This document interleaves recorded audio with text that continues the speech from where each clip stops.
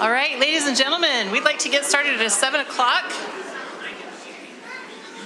We'd like to welcome you all here. It is March 7th of 2023, and we'd like to get started by introducing who is up here on the stand. Start with Clark. Clark Nelson. Karen Winder. Chris Wynn. Connie Burgess. Kim Chandler. Julie Jackson. Todd Hubbard. Rich Nye. And Nicole McDermott. All right, welcome everyone. We'd like to get started really quick doing introductions. We've got, do we have anybody from PTA? I didn't get to go out and socialize. No PTA here. GEA, Michelle, do you have anybody with you? Thank you for being here. We appreciate you guys. Do we have any Granite Education Foundation? Carrie's here. And do you guys want JD come stand up? Is anybody else? JD and Carrie, thank you so much for being here, you guys. GESPA, do we have any GESPA?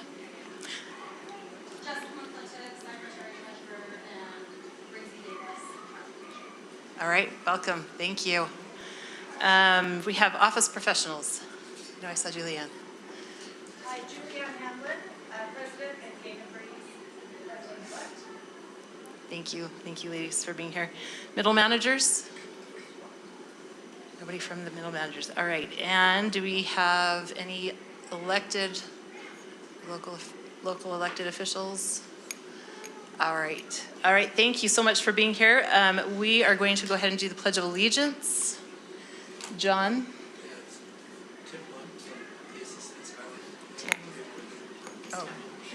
Oh, sorry, Tim Munt. Thank you. No problem. Assistant Principal at Skyline High School. Please stand for the pledge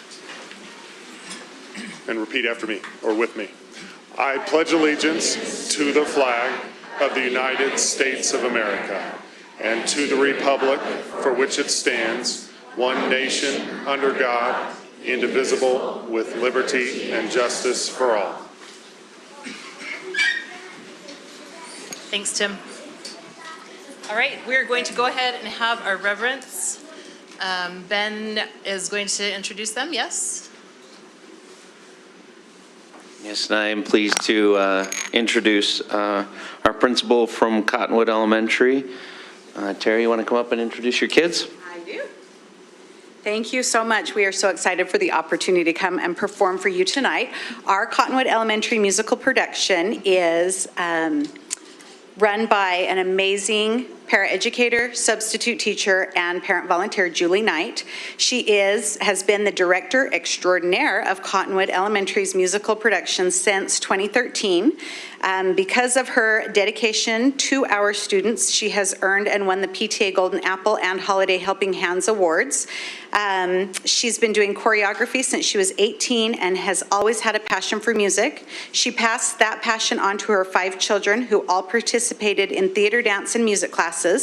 She has 1 child at BYU, 1 in South Africa, twins at Olympus High School, 1 at Olympus Junior High. She went to Cottonwood Elementary, and so did all 5 of her children. And Julie is excited to help all of the students of Cottonwood find a passion for music just as she and her children did when they went to Cottonwood. Our Cottonwood musical students are composed of 4th and 5th grade students who wake up really early to come to rehearsals before school, and they're looking forward to sharing their talents with our students and our community on March 21st and 22nd. Tickets went on sale this morning at 7 a.m. and we are 95% sold out already. So if you want to get a ticket, you better buy it now. So please join me in welcoming Mrs. Knight and our Cottonwood performance students as they perform a couple of numbers from The Princess and the Pea.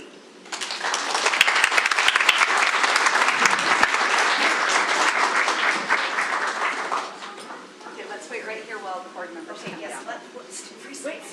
Freeze. We don't want to tap it. We will hold the tide.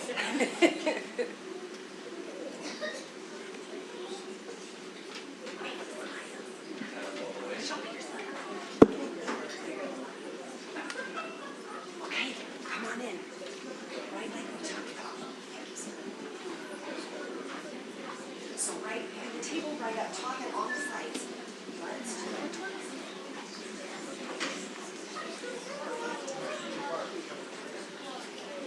Just gonna space them for like a second. Okay, come in quickly and with purpose. Here we go. Yes. You can Just a little space here. And let's maybe my couples right here.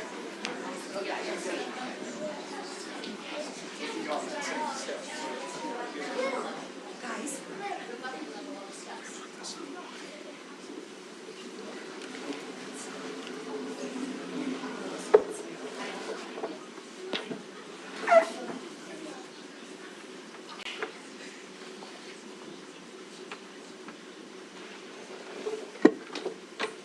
Here comes the bride. Isn't she beautiful? Her name is Princess Cecily. And the groom will have Prince Nicholas.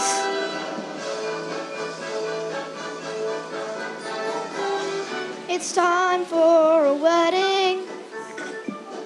It's time for romance. It's time for a wedding. It's time for the dance. It's time for a wedding, a bridal bouquet. It's time for a wedding, a wonderful wedding day. We are here to join Prince Nicholas and Princess Cecily in lawfully wedded matrimony. It's time for a wedding.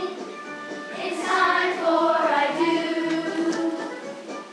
It's time for a wedding and gold rings for two. It's time for a wedding. It's time for a vow. It's time for a wedding, a wonderful wedding now. If anyone knows a reason why these two should not be married, speak now or forever hold your peace. Wait, I do have an objection. I feel the need to say a reason why the two of them can't marry here today. I dressed the girl in armor and took her to the moat. I fear she has a heart of stone because she couldn't float.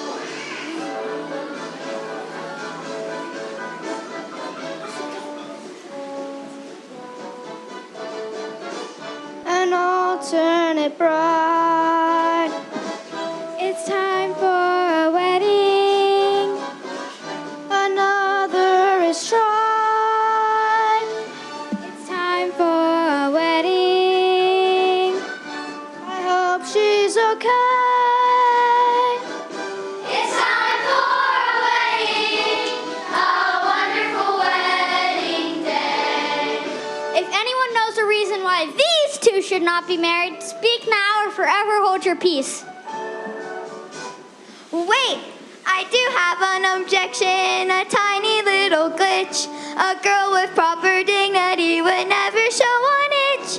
I took her to the forest, into the poison patch, and surely as I'm standing there, I saw the princess scratch.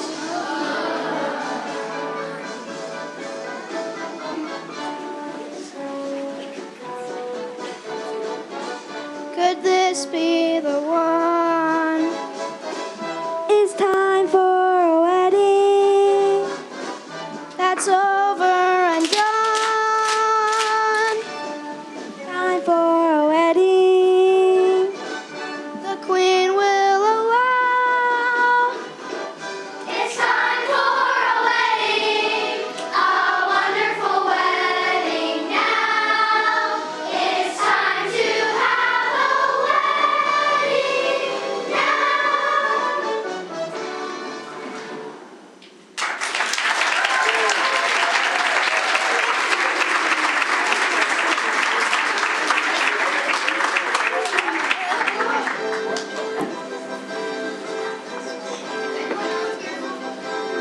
This is impossible, this is insane. Mother is driving me mad. This is ridiculous, this is inane. So many weddings we've had. For as long as I can remember, I've been a loyal son. Tell me, what have I done to deserve this? Oh, what have I done? I've been respectable, doing my best, living the princely life. Mom is irrational, always a test. Don't I deserve a wife? I have a heart inside. I am honest and so I'm right. Where is my bride? Where is my bride?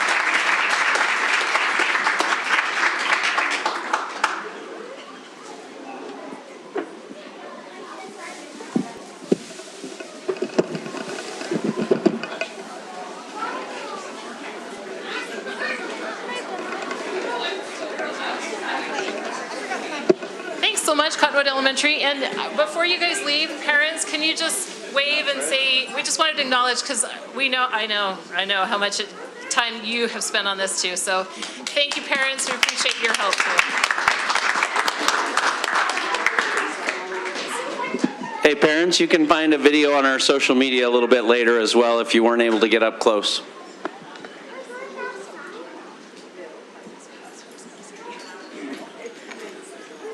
All right, thanks so much, you guys, for being here.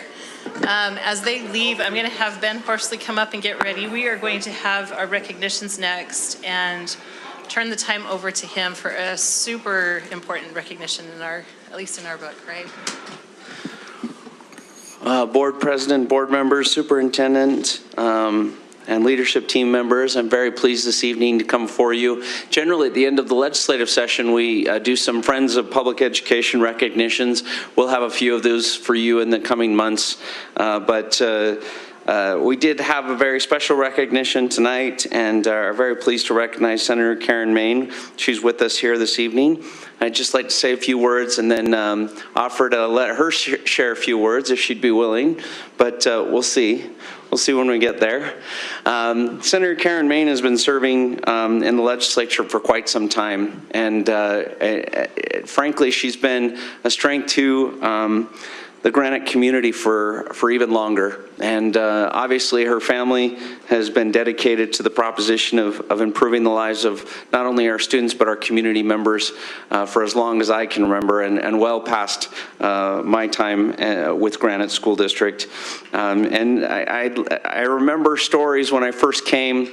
Mike Frazier, who used to be the football coach out at Hunter High School, used to tell me these legendary stories about this former Senator Ed Maine, and they all pale in comparison to my awesome stories about Senator Karen Maine.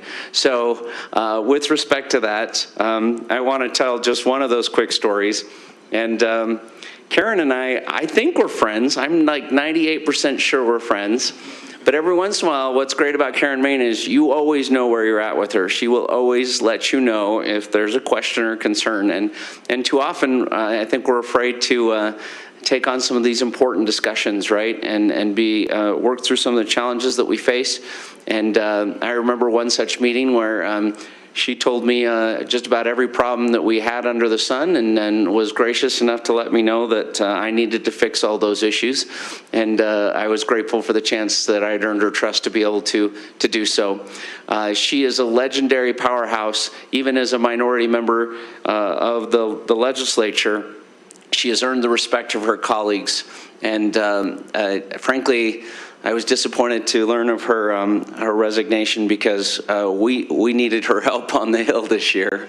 And we have a great number of awesome legislators, but we lost a powerhouse in our corner with her resignation. And so it seems very appropriate, not only as a member of our community that represents our community, makes valuable contributions to our community. She would not want me to express this, but she reached out this spring also also to make some contributions to some of our athletic programs in the West Side, and has been a steady supporter, particularly of Hunter, but some of the other local high schools in that area that she serves over the years.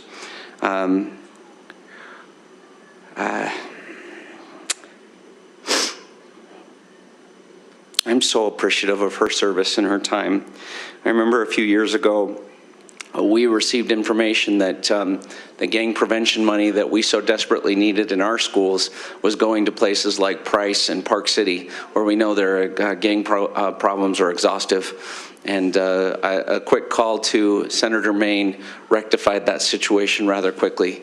And even some legislation that I worked on, we'll be discussing in our report later, is influenced. Her hand is still over that body, and people are still speak her name in reverence because they don't want to undo the great work that she's been doing for all of these many years. And I can think of no greater friend that Granite has had on the Hill than Senator Karen Maine. And so we're very pleased to recognize her, not just as a friend of public education for 2023 legislative session, but what we have deemed a Lifetime Achievement Award for her legislative service and her community service. Can we give a round of applause to Senator Karen Maine?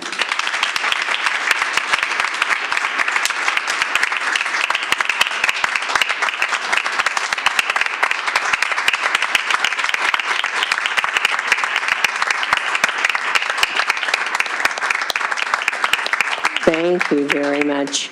I know you like my new haircut and my new ride, so if you're nice, I'll let you go for a little ride. I wanted to come tonight just with my friends and neighbors and colleagues to share the message of public education. I retired from Granite School District, and so I know how it is to be inside the classroom and a helper on the outside. And that's what we need to be. We need to be builders, not those that choose not to build. And I wanted to share that with you. What I have done in the last few months, even the last few months probably, I have taken and I've seeded my high schools and different high schools through the area to give them money for their athletics. We need to make sure that our young people have the tools they need to be busy and to make sure that they can all participate in athletic endeavors. You know, busy hands keeps everybody happy, keeps people out of trouble. And so I hope that as I look to this distinguished group, I hope that you remember that our young men and women, they need to be busy, and those high schools need to make sure that those facilities are open to all, and to make sure that everybody works with them to make sure that they're successful. Because as we know, as I just said, if your hands are busy and if you're tired, you're least likely to do stuff. So we want to make sure that stuff is productive. And we can do that by supporting them financially, emotionally, physically. I am so excited today to be honored by you. My children all went to Granite School District schools, and they're just fine. So I'm sure yours also. And we need to celebrate that. We need to celebrate where we live. We need to celebrate who we are. And we need to make every door open to every one of our students, no matter what they want to do, no matter what their occupation or the difference between them. We need to celebrate that. We need to make sure that we nurture their interests so that everybody can be productive. Again, thank you so much. I was so excited to come today, and I have to laugh. When I came in, I thought to myself, this looks like a PTA meeting, because I was PTA president for a long time, and everybody's so obedient and so nice, and we all have to, I feel education is like a puzzle, and everybody has a piece of that puzzle. It doesn't matter what you want to do. It doesn't matter your occupation. It doesn't matter where you are in life. Your piece of the puzzle is important. And you as educators want to make sure, and you will make sure, that that piece is nurtured so they can be successful in whatever occupation they choose. Again, thank you very much. And you don't talk as much as the PTA meetings I've been to, but a little more obedient, I guess. But I can remember, like I say, when I walked in, I thought of all those fundraisers. My daughter said to me a few days ago, she says, Mom, the first thing I could remember for you taking me to a room and I had to put stuff together for the fundraiser. So, you know, we all have to do a little bit, our share. Again, thank you so very much. I am an advocate. I hope to always be your advocate. Thank you so very much. I'm so excited to be with you.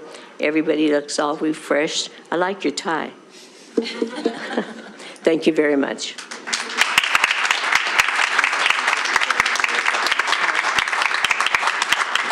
Normally, we'd have our board members come down up there to be recognized. Would you mind coming down and shaking her hand, and we'll get some pictures?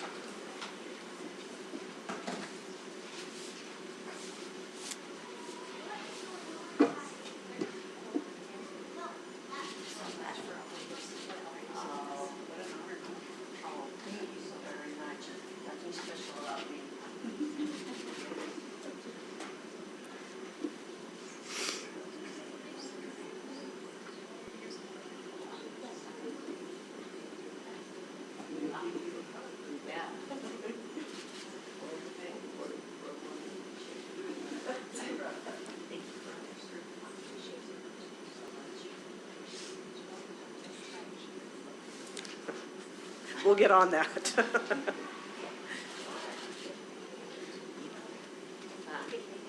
Karen. The Karens are coming. That's right. Watch out.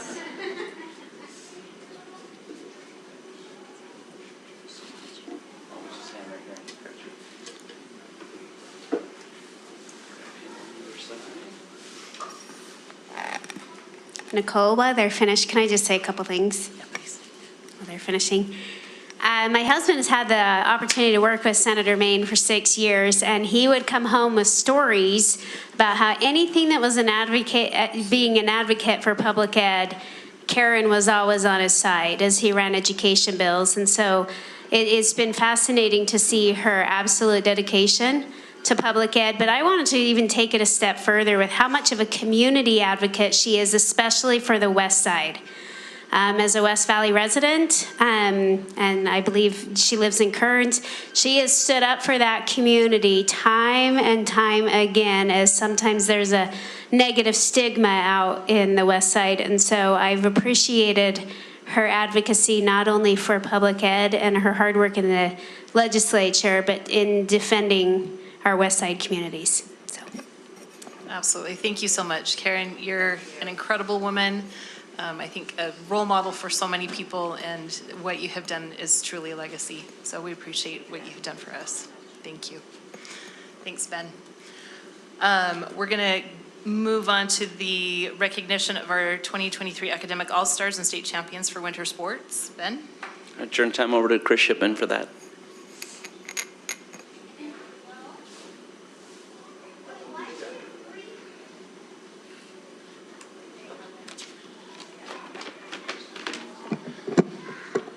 Good evening, and thank you for making time to recognize our academic all-staters for our winter sports. And that we also have our Skyline swim teams, boys and girls, that won state championships this year.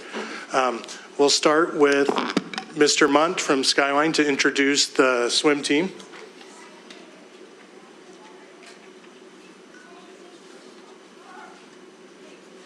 So imagine this is what I was picturing. We have 103 swimmers here tonight and their families and coach. But they're such great swimmers because they're at practice tonight, they're lifeguarding. We do have one swimmer here represented, but I do want to do them justice by kind of telling a story that Coach Cullum let us know, and I want us to recognize this as 2 different state championships. So we're going to start with the girls. Skyline Girls Swim Team consists of swimmers with a diverse background of training. We have swimmers from Skyline Swim Club, Wasatch Front Fish Market. However, they have come together as one team, and this is how they competed. They set the standard on how they wanted to race at their inter-squad meet. They went into the region championships reeling from a brief struggle with widespread illness and still won. Going into 5A state, the predicted scores were too close for comfort. Any mistakes in the meet could easily swing against them. However, after the first day, they made it clear that this was their year. Almost every swimmer went lifetime best times and moved up in the rankings. At finals the next day, they swam even faster and secured their first state title in 5 years. These swimmers have endured countless cold and early mornings, but in the end, their hard work, resilience, and dedication paid off. Congratulations to the Skyline High School girls swim team on winning the Utah State Championship. Coach Cullum, come on up. But no girls are here, so. But they still won.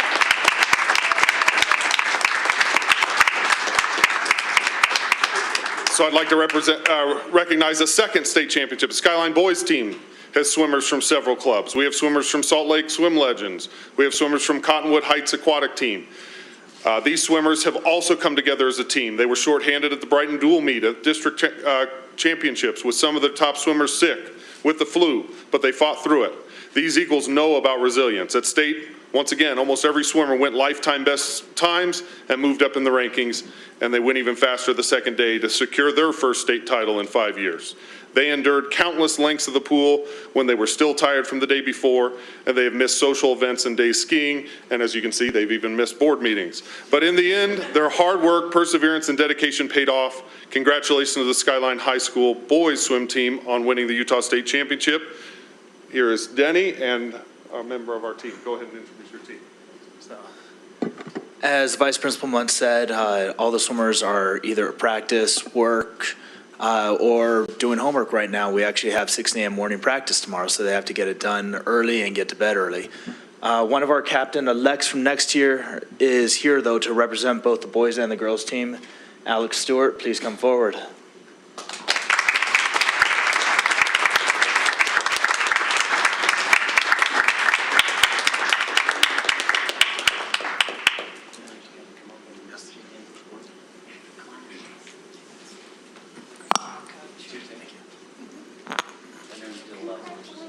Great job. You tell your friends we're so impressed. Okay. Congratulations. 500. Hey, stroke. Freestyle.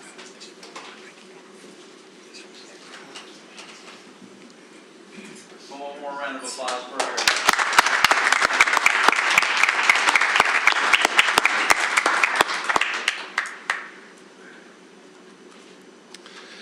Next, we have our Academic All-State Award winners. Earning Academic All-State requires years of dedication, not only toward athletic success, but also towards achieving academic success. The Rock quoted, "Success isn't always about greatness. It's about consistency. Consistent hard work that leads to success. Greatness will come." The following students have proven their ability to work hard consistently. There is no doubt that greatness is in store for them. In the sport of drill team, Maisie Peterson from Cypress High School, Megan Woodman, Cypress High School, Mabel Suarez from Granger High School. In the sport of competitive cheer, Alexandria Rice from Olympus High School. In wrestling, Fernando Mendez, Cypress High School, Eric Wynn, Cottonwood High School. Boys basketball, Garrett Cousins, Granger High School. Aaron Jowers, Hunter High School. Garrett, did I say Granger? Yeah. Okay, good.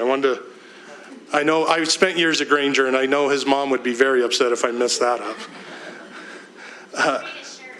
Alex Falcone, Hunter High School. Maxfield Russo, Cottonwood High School.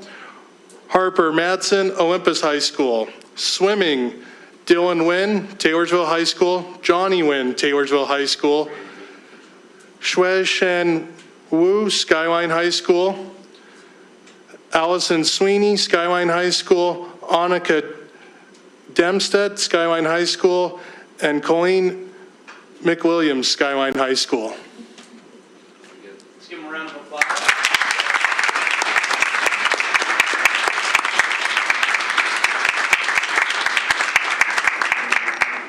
Chris, do you want to explain the requirements to get this award? Yeah, so to earn academic all-state, it is a combination score of your cumulative GPA and your ACT score. The minimum you have to have for a cumulative GPA is about 3.7 or higher. And then your ACT score, they're going to be in the mid to high 20s for all of these students.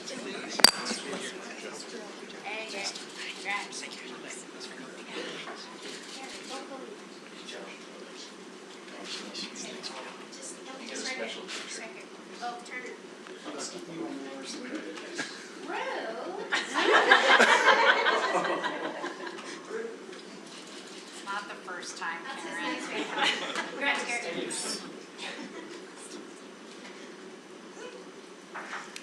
Would it be appropriate to have those parents be? Yep, could we please have the parents of those athletes stand up too, to be recognized, because behind every great athlete is great parents.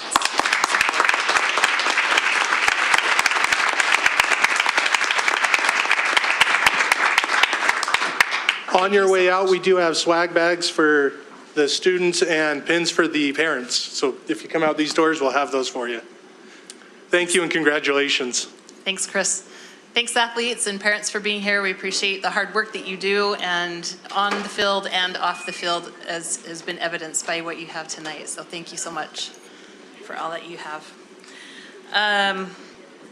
All right, we have no granted elected officials we have participation for them. We have no patrons that were signed up for comments, so we will move on to the consent agenda. These items you've had for a few days to be able to review and ask questions about. So with that, I will entertain a motion. I move that we accept the consent agenda for tonight. Second. All right, we have a motion and a second for accepting the consent agenda. Is there any questions or discussions? All right, all in favor, please say aye. Aye. Any opposed? All right, motion passes. With that, I'm going to turn the time over to Leslie Bell, one of our assistant superintendents, for an item that was on the consent agenda. All right, good evening, board. I'm going to turn the time over to the director of our Career and Technical Education Department, James Taylor. Thank you. Good evening, President McDermott, members of the board, and Superintendent Nye. It's a privilege to be here this evening to announce to you the new principal of the Granite Technical Institute. This principal's replacing Ben Anderson, who has taken another assignment that will be announced at a later date. But it is my privilege to announce that effective July 1st, Dr. Mandy Chappell will be the new principal of the Granite Technical Institute. Mandy began her educational career here in her Granite District educational career anyway, as a pharmacy tech instructor at the Granite Technical Institute. She then went on to be an assistant principal at Jefferson Junior High School. She then went to the dark side and left us for a time and became a career and technical education supervisor in Davis School District. But she soon recognized the error of her ways and came back to us shortly thereafter as the assistant principal at Valley Junior, and most recently as the principal of Valley Junior. Could we give a round of applause to Dr. Mandy Chappell?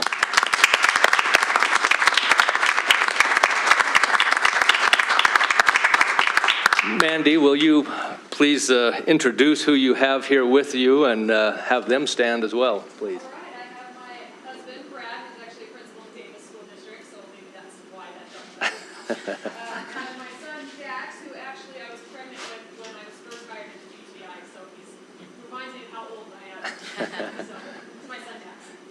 Very good. Thank you.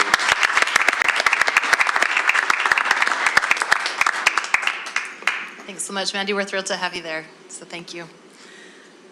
All right, we will move on. We have an information item from the Granite Education Foundation, so we'll turn that over to JD and Gary. Are you going to be part of this too? All right.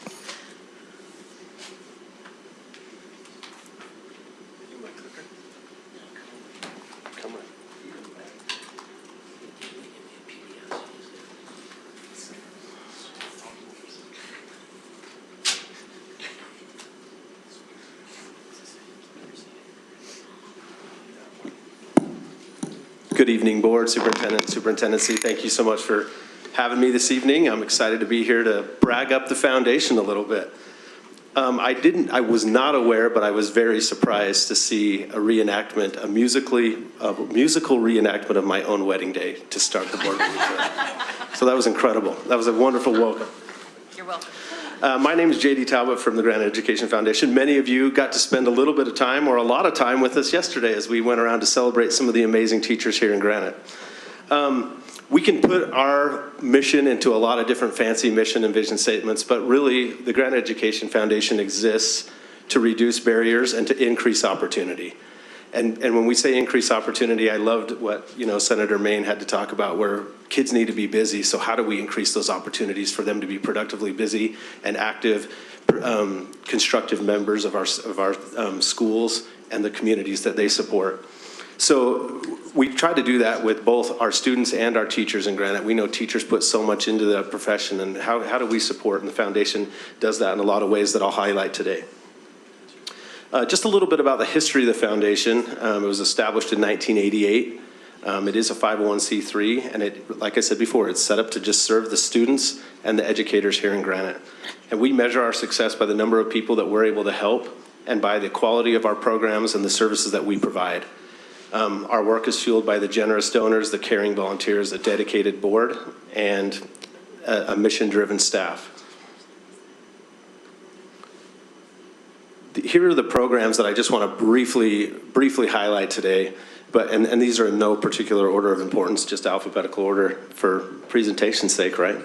So to jump into the food assistance, you can see the impact that we've had over the last school year, and the need in Granite is growing when it comes to these different programs. We've seen in a lot of the ways that there's even an increase in request from schools as the economy and inflation hits families a lot harder.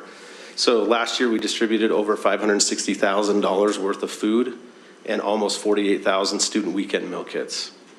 The weekend meal kit was designed to have students be coming to school ready to learn on Monday, and we've got a lot of positive feedback from our educators about those.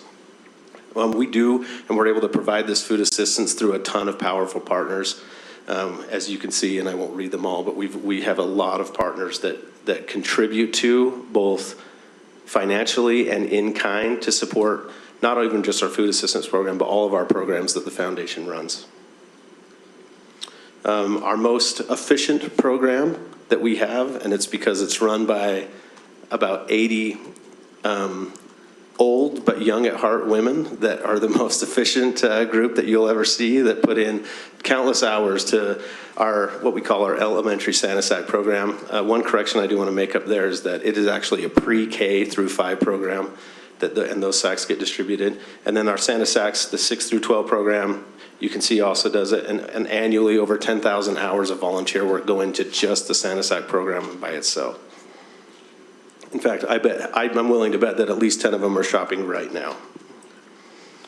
Another thing that we try to do is scholarships, and when we think of scholarships, we often only think about sending kids to college, which we do. Last year, the foundation and some of its partners provided 19 scholarships to students in Granite, but also what we're expanding, and this is that opportunities for kids, is providing scholarships to post-high programs, college campus visits. This year we're partnering with the College and Career Readiness Department to send 120 kids down to Snow Blast at Snow College, where they get to spend a weekend on campus These are students that may or may not see college in their future, but that exposure gives them the vision to be able to see themselves doing that.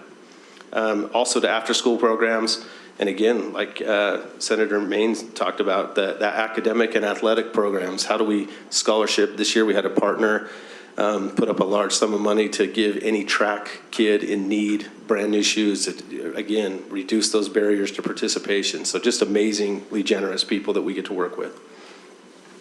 Our student aid, you can see student aid is a broad name for a program that provides a lot of good to students in need in our district.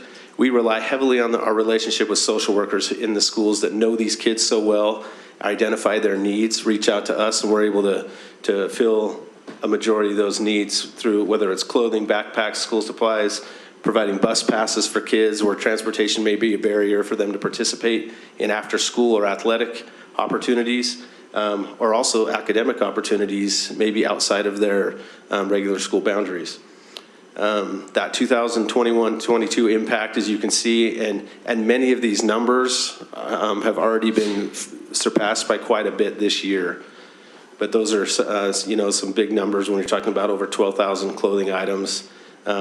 These winter accessories, obviously in Utah, you don't know per the year, and this year's been a pretty brutal winter for a lot of our kids. We know if they have holes in the shoes, and those are things that would prevent them from coming to school. So us being able to provide those for kids gives them that opportunity to not have that be a barrier to attending school.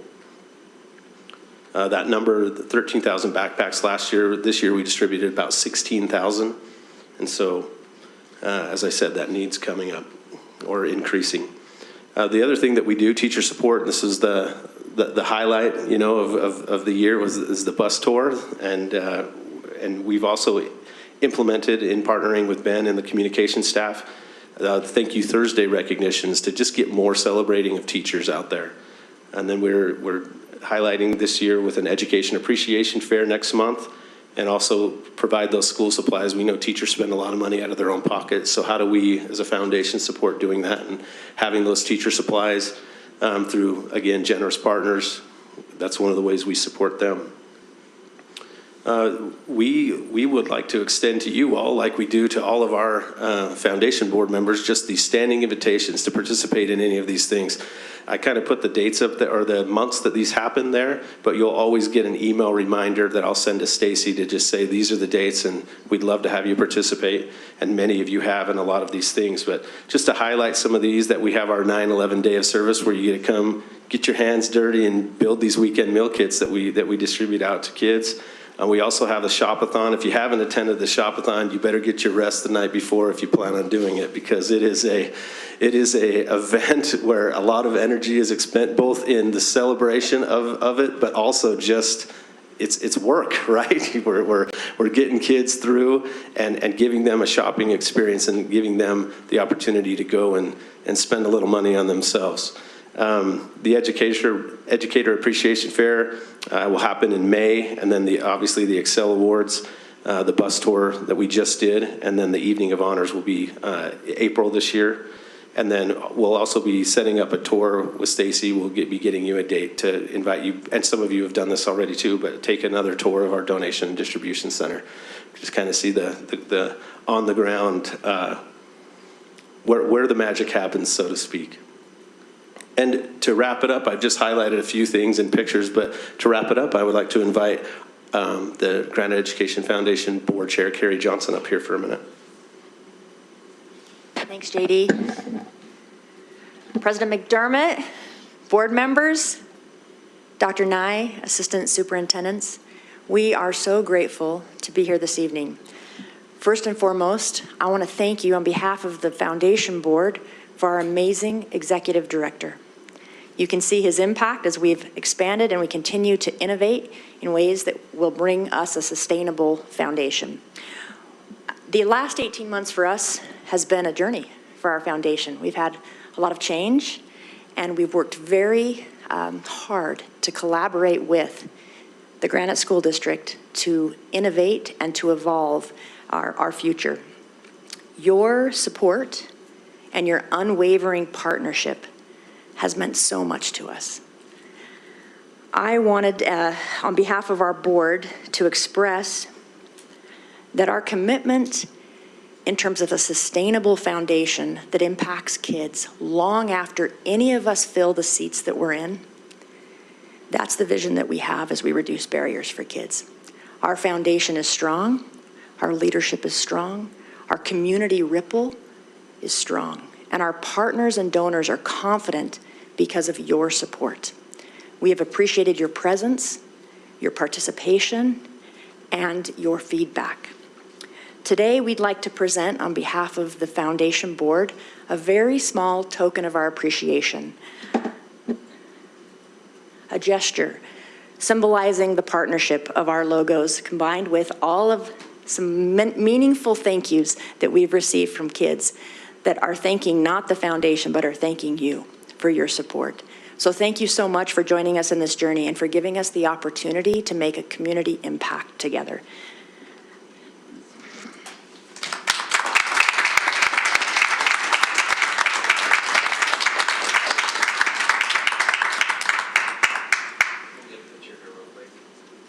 Can we put Leslie in this picture as well?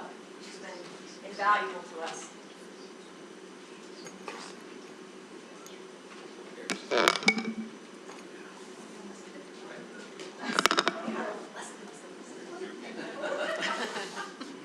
It's not just you, Karen. It is just me, Beth. Small. Good things come in small packages. It's like dynamite, diamonds. Thank you so much. Does anybody have, real quick, JD, does anybody have questions for our foundation people? There were a couple of things on that teacher slide, teacher support slide, that I wasn't sure. I just hope that you would explain what you do there. The Thank You Thursday and also the Educator Appreciation Fair. Can you just tell a little about what you do there? Yes, the Thank You Thursday, I can easily do. The Educator Appreciation Fair, this is year one, so I'm just completely making stuff up if I try to answer that. But no, our Thank You Thursdays, the Excel process is really formal. And what we've been thinking about is we want additional ways to recognize and highlight teachers. So this is a very informal thing, meaning we still have principals nominate just a teacher that is going above and beyond or is maybe just needs to be seen and recognized for the work that they're doing, and we just pop in, and in fact, we've gotten a lot of positive momentum with donors with this, but just popping in with some treats and a dinner, a gift card to go to dinner, and some balloons to just say, and a little plaque to just say, we see you, and thanks so much for what you're doing. What we can do too on those is when I can either just send out what school we're going to be at and at what time. The time gets hard and it's kind of last minute, but because we're relying on we're trying not to disrupt the learning, right? So we're trying to show up at a time where we can just step into the classroom and just quickly highlight them. So we're happy to invite you all to any of those as well, especially if it's in one of your schools in your areas. But that's what we're aiming to do with Thank You Thursday, is just, again, find an additional way to celebrate teachers. And also on the last slide, I just wonder, as I was looking through this in advance of this meeting, I was like, what are all these people doing? We just go through those pictures quick and just like give me a little like scrapbook discussion on that. Yeah, I love scrapbook, yes. I grew up with a mother that worked at a scrapbook shop, so I can do this very well.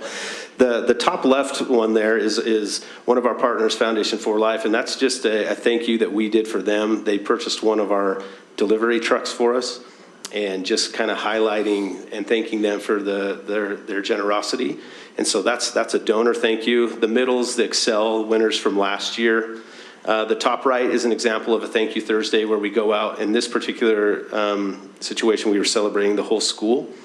And you can see our partners that participate in that along the bottom. The bottom left are our partners from Cypress Credit Union who invited 6 educators to sit in their suite, fed them dinner, and watch a Jazz game. And then the bottom right is just another one of those donor thank yous where we go out and similar to what we did tonight, just share a thank you to them and hope that they continue to support the foundation and the students. A lot of our most generous partners are right within the Granite boundaries, and so they're invested in their communities, and it's just a real pleasure to be able to go out and do that. And thank you for that sweet recognition. There's a reciprocal feeling there. So I can go back and briefly answer your question about this Educator Appreciation Fair. Historically, the foundation has done what we call teacher sweep, where we gather a lot of donations. Like it's like the teacher dream of all, you know, the Joanne's leftovers that they would buy, but then they get to come.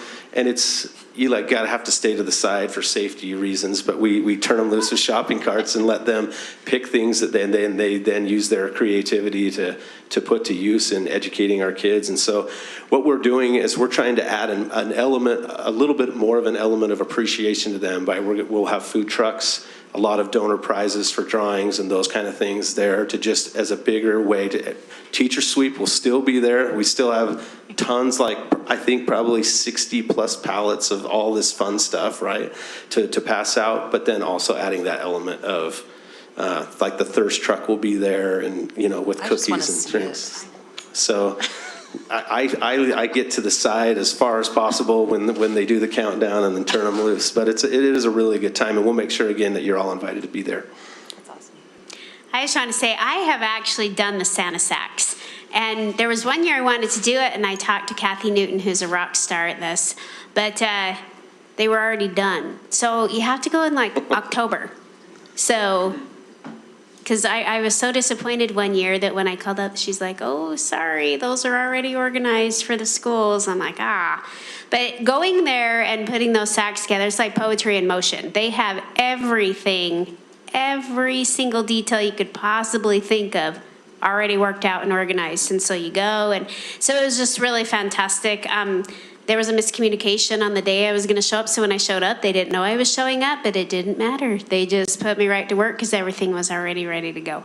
And then also, it does take a lot of energy for this shop-a-thon, but it is one of the most rewarding events where you get to, I've done a lot of different things. I've just walked through the store and taken pictures and cheered everybody on, but I've also been a shopper, and that takes a lot of energy. I had 2 little boys a couple years ago, and they come with their sizes, and the mom wanted to accompany them, and so we kind of divided and conquered a little bit, and I was there till 2 because we had a lot of shopping to do, and then I didn't realize there was a discount, so we didn't spend all of our money, so we went back and shopped a little bit more. Anyway, and so it's just the amount of work that you guys do, our foundation does, really should be recognized and applauded because they go silently behind the scenes. They're not recognized very often, but they are constantly working, and the work you guys do make a tremendous difference in our students and teachers' lives. So I've seen it, I've participated in it, and thank you for your continued efforts. Thank you. Thank you so much. Yeah, we got to go to the day of service, 9/11. I took my 2 oldest kids to come help, and my son still asks, when can we go back? When can we go back? So any day you want us, but I still maintain that we did more than Rich's group, so. But who's counting? Anyway, we appreciate, please pass on and carry our thanks to your board as well. We really appreciate all that you guys do. You do amazing things for our students, so thank you. Thank you, JD. All right, now I have to get back to the agenda. All right, up next we have, Ben, you're up. We have another information item from Ben for our legislative report. All right, this is Todd.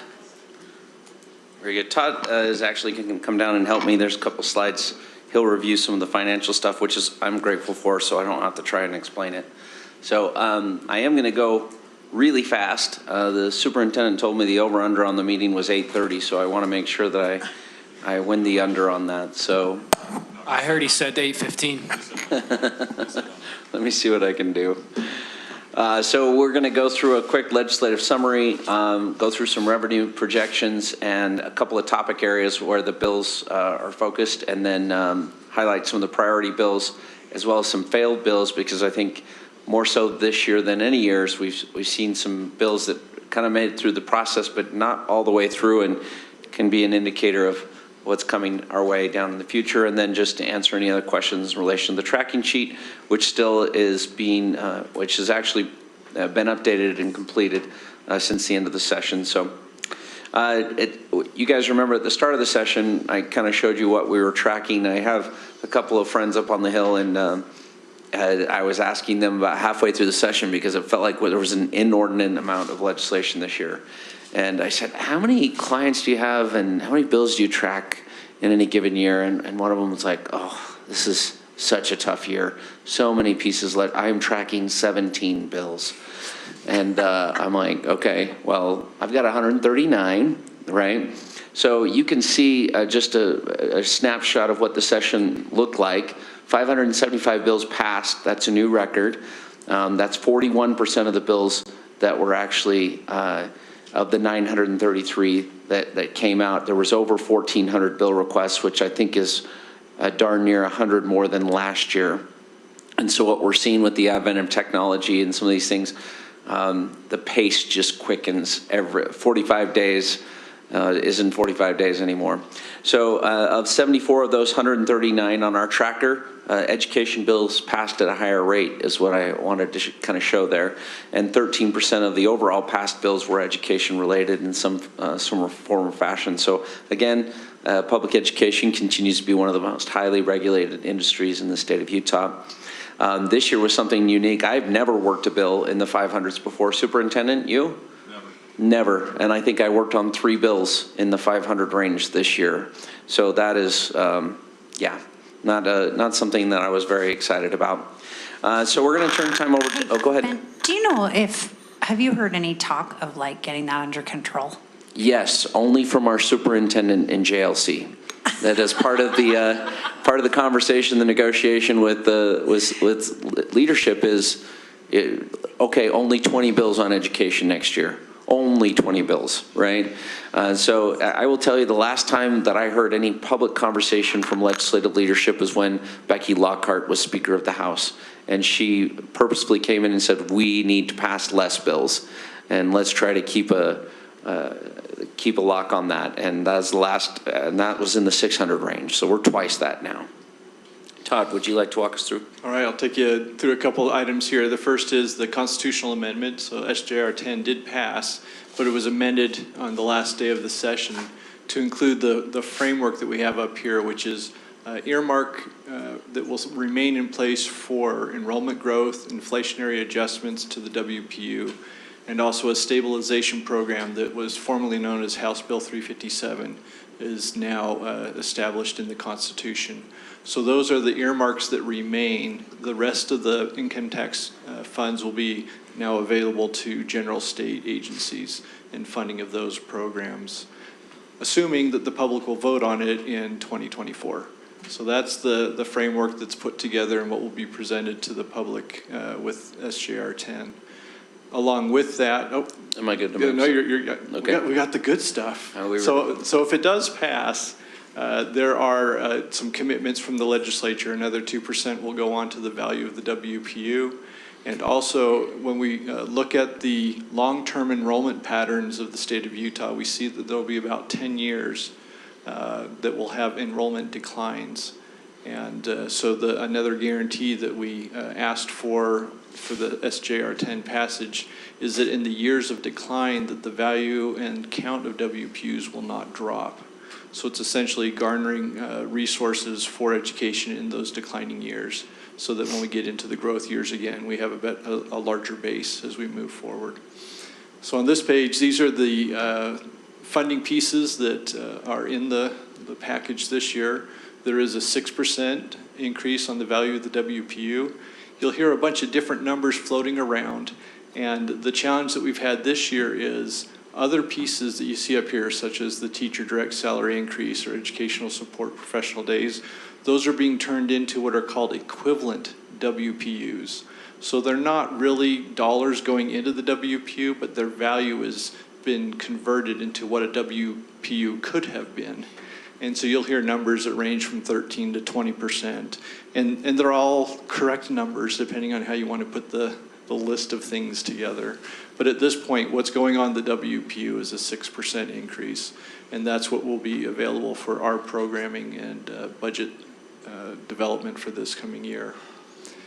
In addition to that, there's $196 million that we're familiar with. This is what passed along with 215, the $4,200 for our teachers to go on the educator salary adjustment.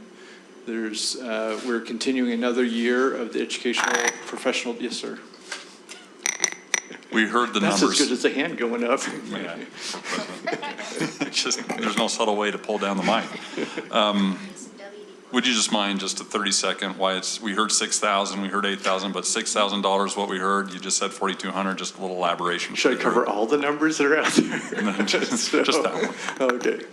So the funding for the $4,200 costs $6,000. That includes payroll taxes and the contribution for the retirement system. So the full funding that will come will be $6,000, but the amount that will fall onto the salary schedules for our teachers will be the $4,200. So hopefully that's as clear as mud, but that's funding versus what will actually show up on a salary schedule. You're going to get a lot of questions about that, so please help us, let us know if we can help clarify that. There's going to need to be some communication on that ongoing throughout the year, because invariably people have heard these random figures thrown out there, 6,000, 8,000, and we're going to need to be very clear about what actually came towards teachers as part of the legislative process. So that doesn't take into account the longevity of teachers or anything. That's just a set price. Correct. So amount. each step on the salary schedule will receive $4,200. On our salary schedules, it's built into the schedule, and there's a footnote on the schedules that identify today it is $4,200. Next year it'll be the $8,400. So it's been that way since about 2008. And can you say it again? Like, what does that extra 1,800 go to? So the difference between this, Yeah, so it the covers 6,000 payroll and the taxes, so that's your Payroll taxes? payroll taxes, that's your FICA, and also retirement contribution. And I believe there was something in there that made it so that not every teacher gets this. Is it So in like if you're a provisional teacher, you don't get it? So Or there's a what's the deal? separate bill that ran, I think it was Senate Bill 183, which takes this $8,400 now and grows it by the increase in the value of the WPU starting in 2025. So there's an escalator now into that $8,400. And in that piece of legislation, a teacher has to have not had a unsatisfactory evaluation in one of 3 years. So that was the change. Before it was if you had an unsatisfactory, you were not eligible for the $4,200. Now it's once in the last 3 years. And I thought that there was something that said maybe you needed, like, our teachers who are doing LEA licensure. Wait, is that what it's called? No, I think I'm getting the wrong acronym. Like our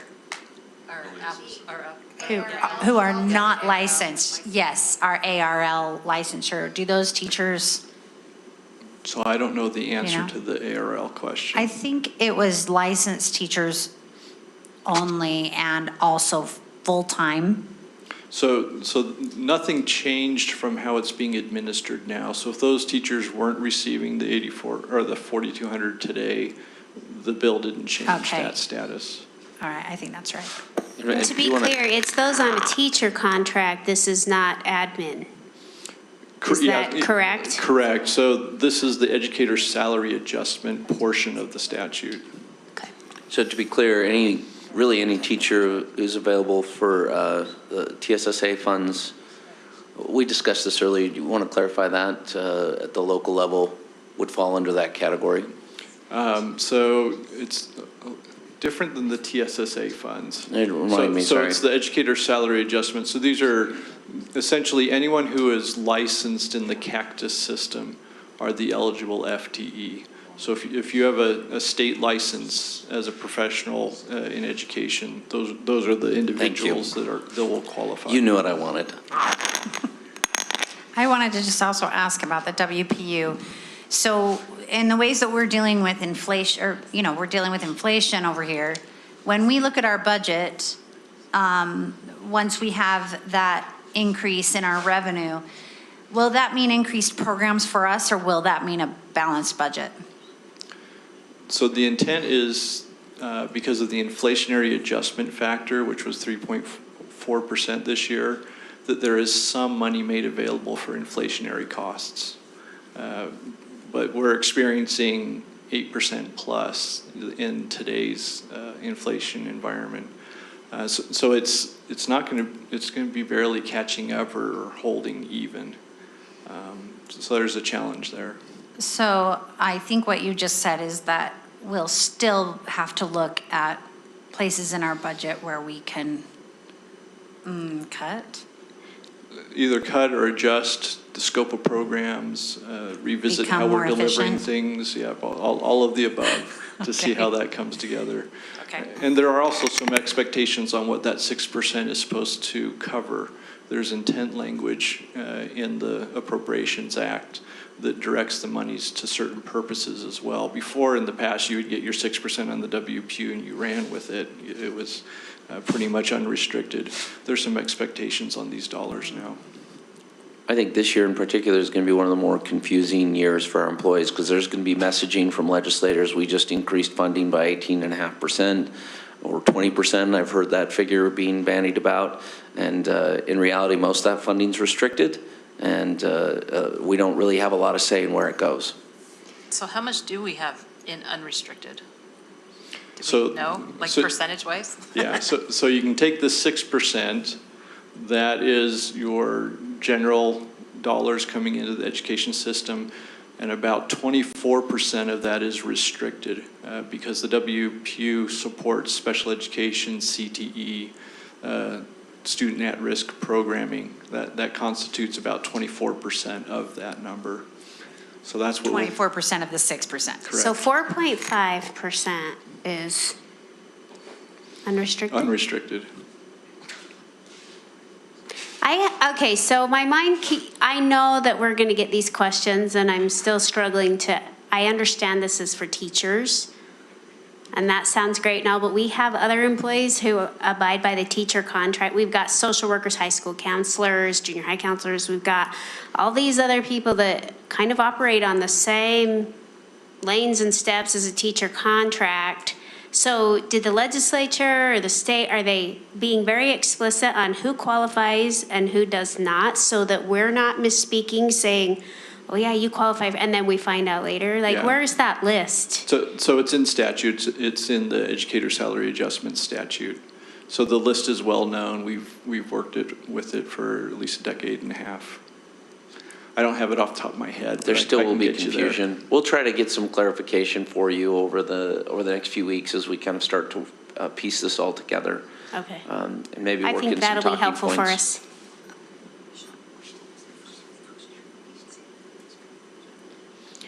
Some of this is still unknown to us too, because the session obviously just ended on Friday in the evening. So, and SJR 10 didn't pass until, I want to say, almost 6 o'clock that night.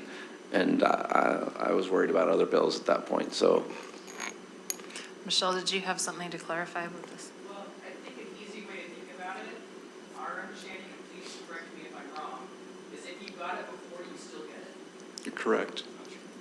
Yeah. That's an easy way to think about it. If you got the $4,200 before, you're going to get the 84. Because that's already established. It's not new. It's not a new list. So if Right. you already got it, you're still getting it. If you didn't get it before, you're still not. So to your point, Karen, it's already outlined on the salary schedules as that 4,200, and now that will be adjusted. Okay, so it sounds like our employees should have a pretty good grasp, should being the operative word, perhaps, or at least we can steer them to say, If you in received it before, simplified you're going to be terms. eligible again. okay, I just want to make sure that the employees who are getting it know, but the employees who don't qualify also know. I still think it's confusing, and I think the WPU value is going to be a confusing piece that we're going to still need to work on some enhanced communication. You want to go through the rest of those? We got stuck on that first one.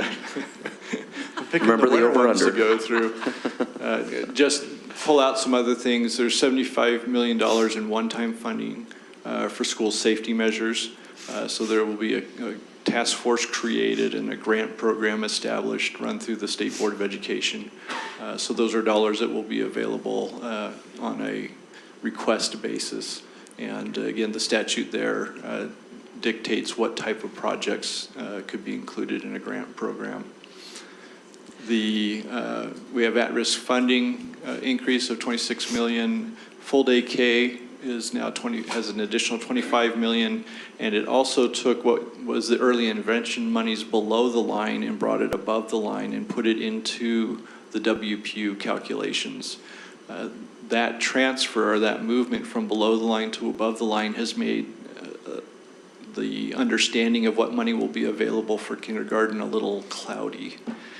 Because now it will be calculated on a WPU basis of 0.55 for part day and 1.0 for a full day kindergarten offering. And we still need to work through the data sets that are available for the state to make sure the funding follows through. So we've been lobbying to make sure that at least the funding we have this year will be the basis for next year, so that whatever we're offering now with kindergarten can continue while they work through the formula adjustments going to the full full-day kindergarten option. So are we going to be adding any more full-day kindergarten with this? So that's the challenge, is not knowing exactly how those dollars will roll forward for a growth factor or an expectation of further enrollments. We're hoping to just have enough money to maintain what we have today. And then as those formulas are developed, we can look in and see what growth we could have, whether more sections will be available or more options will be available at our schools.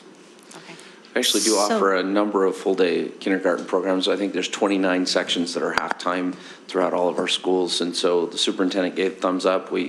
And our curriculum department has a survey out to principals to gauge further interest. Their full day is not required, right? And so there's certainly going to be invariably some communities that are families just interested in part-time. So we'll be evaluating that data. Thank you. So that this fall, parents will have the option to do full day or part day kindergarten. That's how it's set up, yes. And there are also complications with that. For example, if there are only 5 students that want full day kindergarten, or only 5 that want part day kindergarten at a school, and those are things that we haven't worked out yet, but we will, or do we have a plan for that? Since the session just ended Friday. Come on, Ben, what have you been doing all weekend? We have a plan to work on that. Okay. How about that? I'll give you 1 week. I will say that I think Granite's in a better position to implement full-day kindergarten better than any other district in the state. And by virtue of that, part of that is not only our declining population, which is not a great thing, but on this front, it does allow us that we have a lot of space within our schools. And obviously K-5 reconfiguration has helped produce space. If you can imagine being in a high growth district like Jordan or Alpine, where you do not have the space, your ability to implement full day K is going to be really strained. For the $75 million for school safety, does any of that, can it be used toward or support the weapons detection systems? So there's 2 pieces to that. We actually requested, and the superintendent testified, for a $12 million RFA, or request for appropriation, specific to cover our security needs, which would have included Evolve in all of our high schools, and the staffing necessary to do that. This is a grant program, so we'll have to apply for the funding. Part of HB 61, which is this funding is tied to, and Todd's going to correct me if I'm wrong here, we would have to go and apply for that funding. So our hope is that we can offset some of our costs as a result of that funding.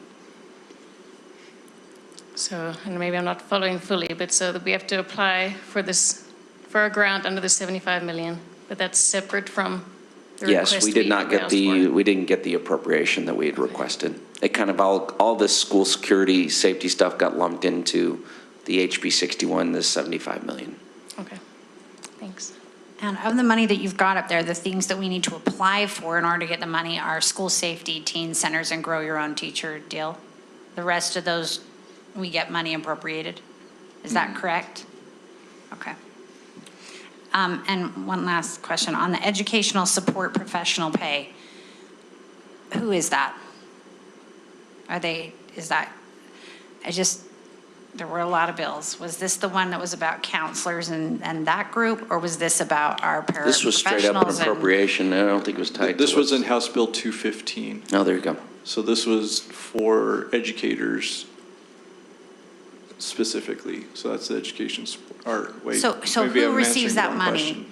I don't remember this money being an HB 215. The teacher. No, I'm talking about the educational support professional pay. So that was a program that was introduced this school year for the first time. It's coming from the stabilization account.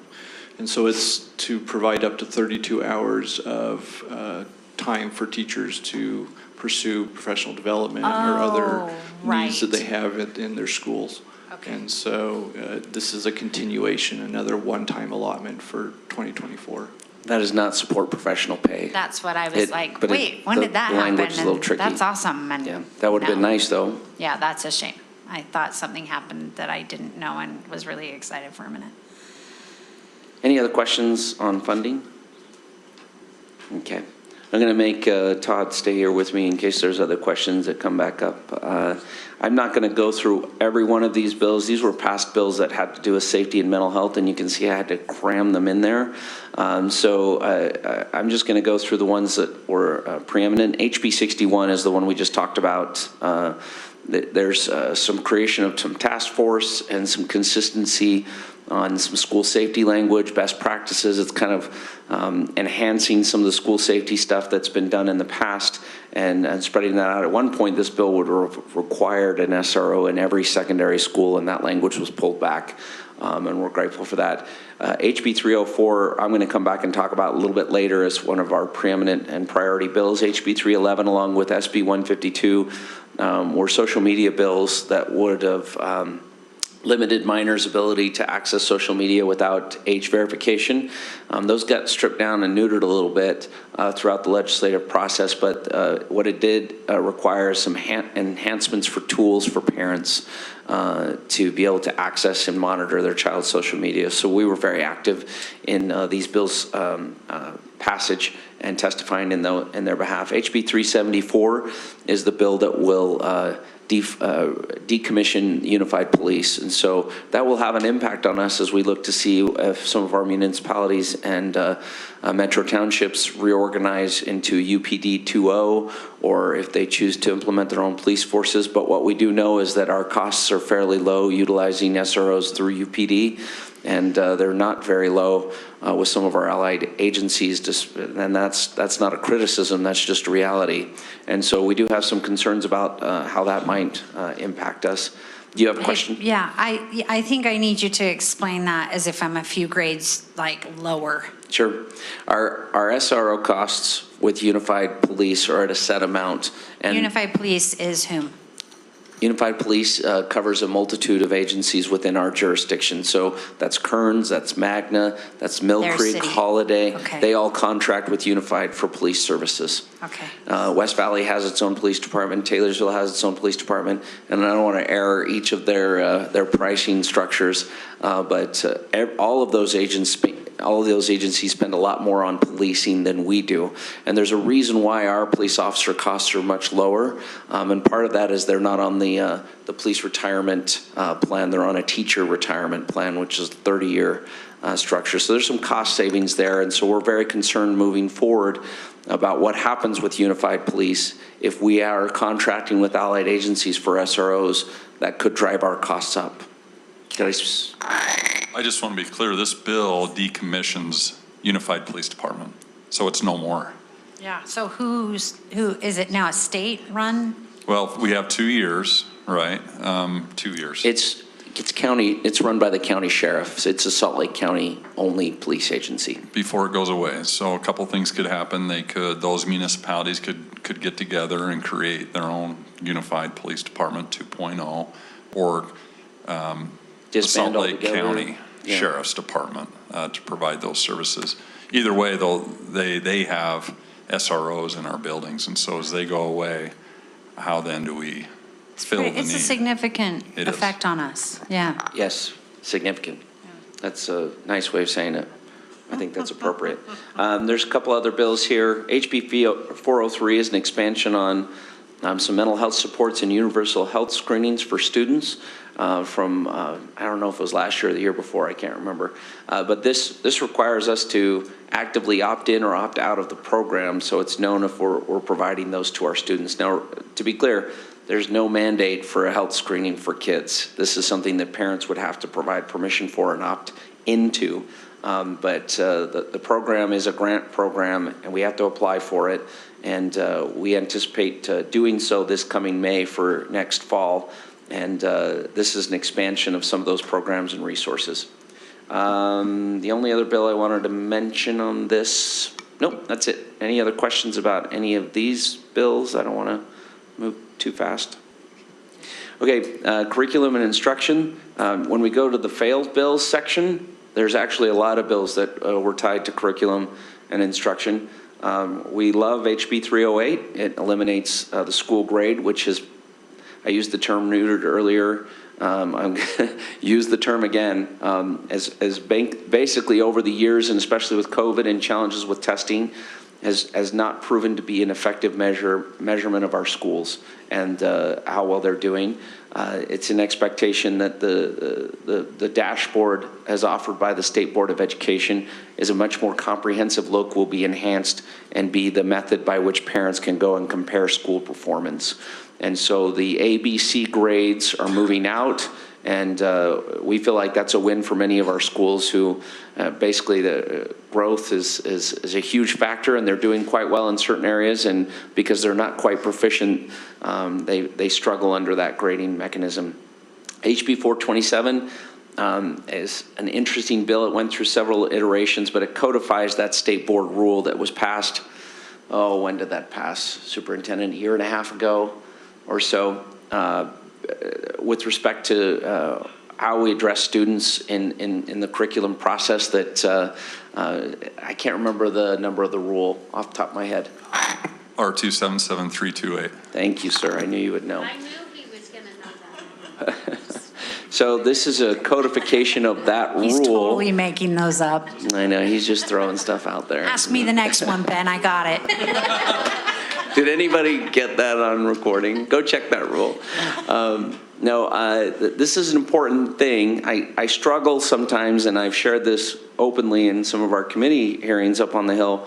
Certain things don't belong in code, right? Just like certain things don't belong in policy at our level, right? We want the flexibility to be able to update those or change those within the rule process at State Board. This bill has been codified, and I'm not going to philosophize whether that's appropriate or not. HB 465 ties to curriculum and sensitive materials, but what this does is codify something that we already have the ability to do and that we've offered, and so which is allow parents to be able to see what type of content their students are checking out from the library. And so we're going to have to make an enhancement on that piece, but this isn't something that's going to be challenging for us on that front. Welton also had a bill that expanded graduation requirements to include a communications credit. And you can see HB 477 is the bill that worked through the kindergarten piece. And SB 55 is a bill that we worked on with Senator Fillmore through last year's JLC process. We finally got to a version that we all agreed on, and the end of the session occurred. This bill kind of streamed through quite easily because all the work had been done last year. So there will be some minor adjustments on how we work and engage our parents as part of our instructional material approval process. So you'll probably see some of those minor changes coming through our policies and procedures in the coming months. We had a handful of priority bills, and I'm not going to go through each and every one of those. I want to speak to HB 304. I probably spent more time on this bill than any other.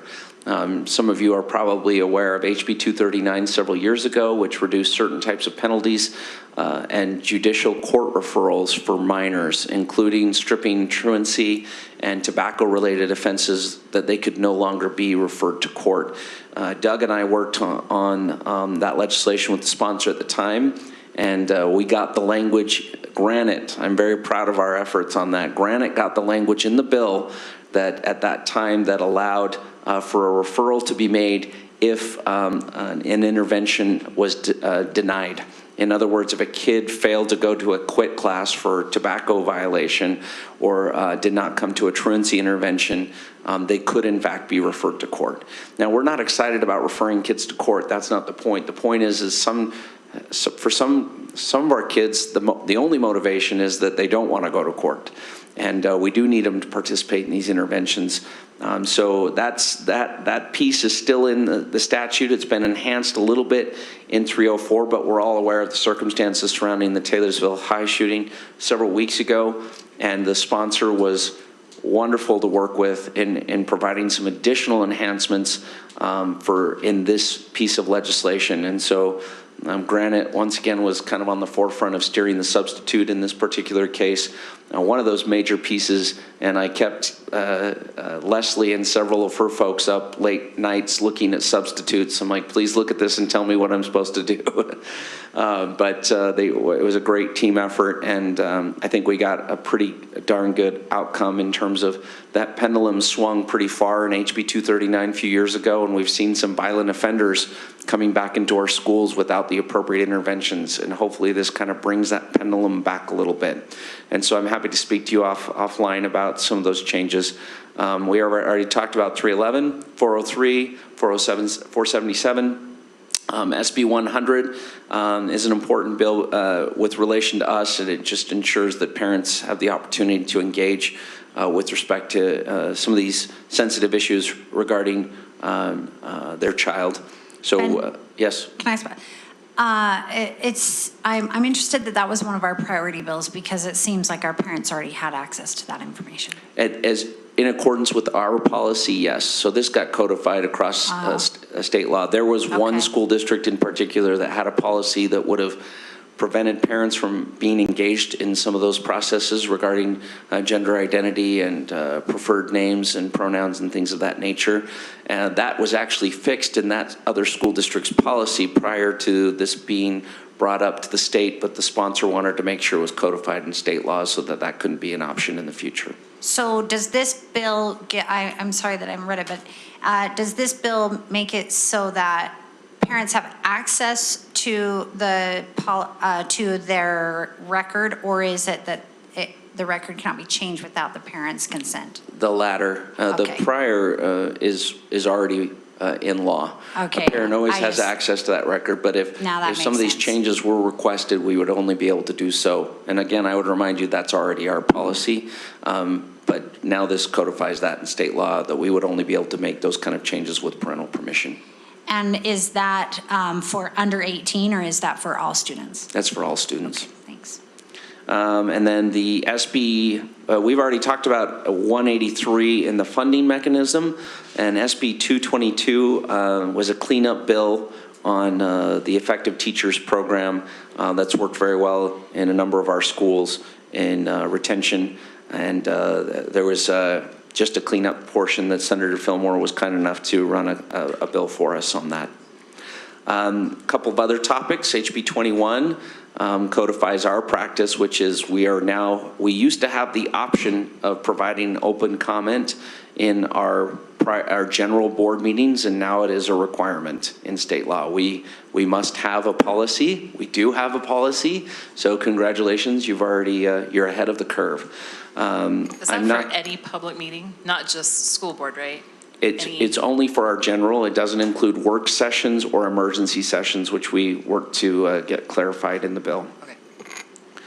Okay. There's a couple other pieces here. I'm not going to go through these. I do want to highlight 182, HB 182. I don't know Representative Walter, but I wish I could shake his hand. This was the lone bill in the entire education bills that were run that actually rescinded something.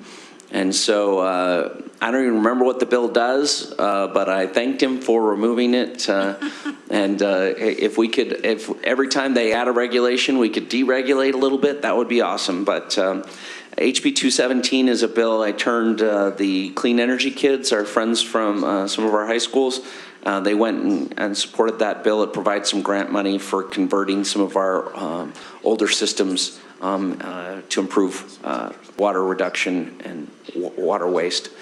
We also testified in behalf of SB 103, which allows for cultural or religious attire at graduation ceremonies. And SB 127 is an interesting bill, and I'm not exactly sure if it's going to impact us or not, but it might require us to change our URLs, so we're paying attention to that. I'm not going to go through all of these. I just wanted, you can see a lot of these. If you have a specific question about any of these bills, please let me know.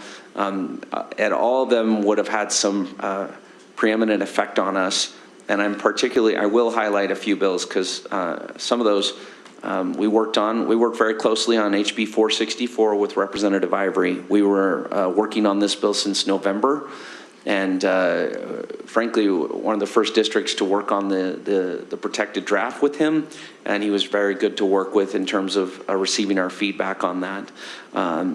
Ultimately, the bill did not make it past the House, and so HB 374, with respect to sensitive materials, is still the law of the land.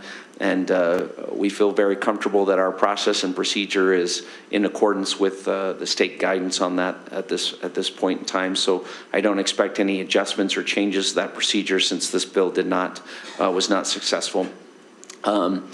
SB 184 would have cost us approximately $600,000 in prescription cost savings that we're currently experiencing.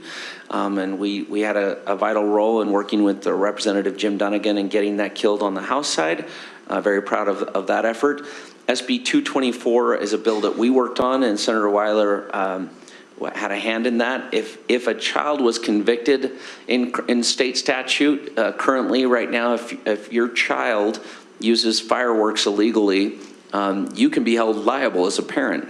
And for putting out a fire or investigation costs, SB 224 takes that same liability language and applies it to if your child makes an online threat or making a terroristic threat. So your child would first have to be convicted of making a terroristic threat, and then an LEA or a law enforcement agency could recoup their costs for investigating that matter. The bill didn't make it past the Senate. There's some cleanups that we're going to do on that. We hope to reintroduce it in May for next session. Doug and I have a compliance committee. We'll work with Joe on his staff, and we produce a report and update that with ELT and remind each of the divisions who has a responsibility for implementing all 113, 75 pieces of legislation that were passed, and what changes need to take place in terms of a policy adjustment, or if it's just for our awareness. That gets assigned to assistant superintendent, and oftentimes a specific director for implementation. We still are working on bills from previous sessions to make sure we're compliant with those pieces, and we'll start making requests and working with legislators in May to get bills filed for 2024.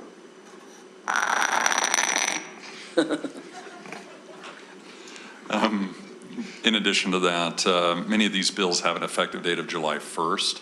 And so as the compliance group meets, we will take those and look at what of those laws passed that involves a change to board policy, and we'll bring those to law and policy, that committee, for discussion and implementation for future readings. So we wish we had a little bit more runway before now on July 1st, but as Ben pointed out, there's some things that we're still working on. There are some bills that specify a later implementation date, but it's very bill specific, but the vast majority is July 1st. What are the key ones that we need to be aware of in the interim? Like that they're still going to, even though they didn't pass, they're going to come back? Hard to say. There's this HB 138 actually started out as a digital citizenship, or not digital materials bill. And about halfway through is kind of hijacked, and it pulled pieces from 464 sensitive materials amendments, and that's why the change in the title of that bill. My expectation is that bill, we actually liked the initial bill. It was a good bill. It placed the burden on a vendor if they were going to change any of their digital curriculum materials, that they needed to notify us, that they couldn't make some sort of weird change and suddenly we see a kid looking at some sensitive materials and we were completely unaware of the content of that change. And so the burden was initially placed on the vendor to do that. Then it went back and forth. This bill actually, you can see it has 6 amendments on it, or 6 substitutes. There was actually a 7th substitute. So it went through many iterations, and frankly, sometimes when a bill gets substituted, it usually means that the bill gets better, but very rarely does it mean the bill gets more convoluted or more complex. And so ultimately, we just kind of backed away slowly on that conversation, even though we supported the concept originally. I expect that one will get some attention. There's a couple bills here just frankly are unnecessary. For instance, school assembly requirements. It's best practice that we would notify our parents of sensitive topics being addressed in such as suicide prevention, and give parents a chance to opt out of those presentations as they see fit. Or HB 136 codified the requirement for us to work with our local municipalities, which we already do when it comes to safe walking routes. So hopefully we won't see some of those things again. Again, there's a good place, and there's a good place for things in state board rule or in local policy, and they don't really fit in state code. And sometimes, you know, every bill has a genesis of my neighbor had a bad experience, and so we just have to be paying attention to those things. I would also point out HB 175 is going to probably go to interim, and that's the school fees bill. Sorry, that was a long answer. That's okay. Thank you. One of it was either USBA or it was JLC's priorities was to continue the full funding of transportation. But I don't see that there was anything discussed about that. Did appropriations take care of that, or is that just nothing happened? So the transportation funding is part of enrollment growth. And so it did receive an increase in funding, about $5 million. And then there was $6 million of one-time money made available for transportation as well. So are you saying that that's part of the restricted funds in the WPU? Yeah. Oh, okay. Yeah, it's for transportation purposes only. I see. Okay. Thank you, gentlemen. I appreciate it. All right, we're going to move on. Actually, I just want to say dedication going on over here. Like, I cannot let them sit down without saying, I cannot believe the amount of hours spent on this.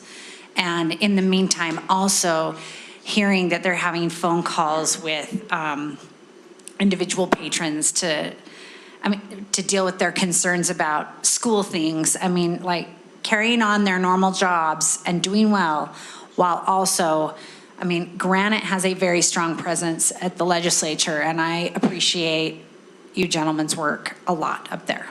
Thank you. Absolutely. Thank you.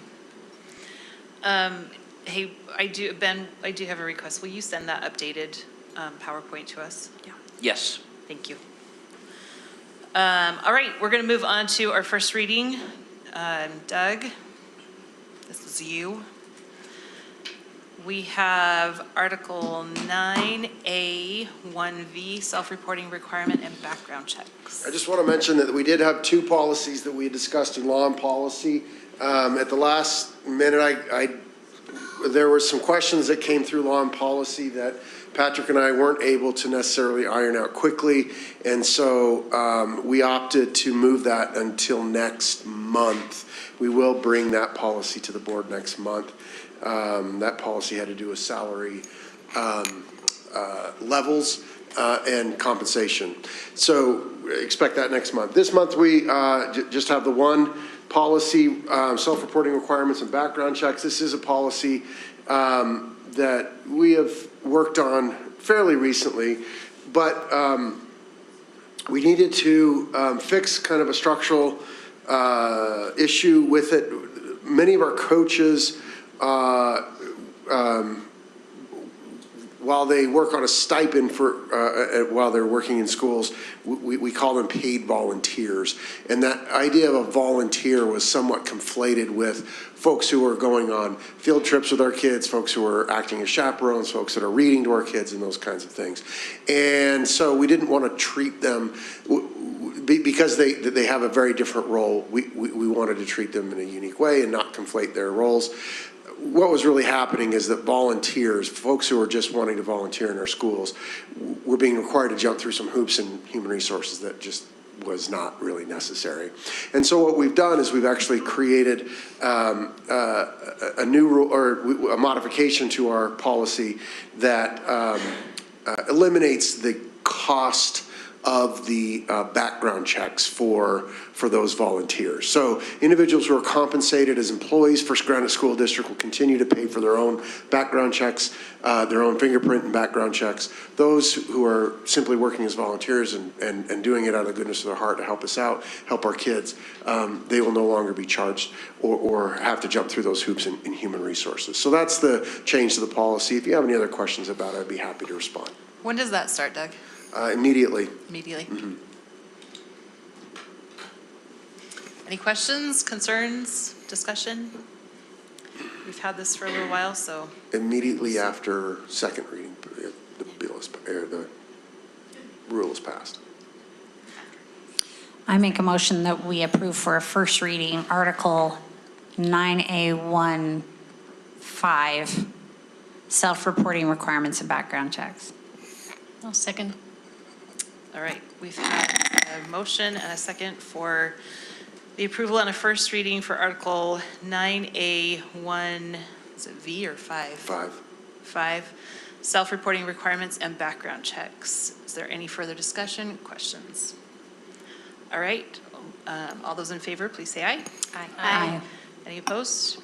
All right, motion passes. Thank you. Thanks. All right, we will invite up for the second reading, our fee schedule amendment. Craig and Steve are here to talk about the fee schedule amendment for second reading, as well as the fee schedule for 2023-2024. The amendment is for this year, sorry.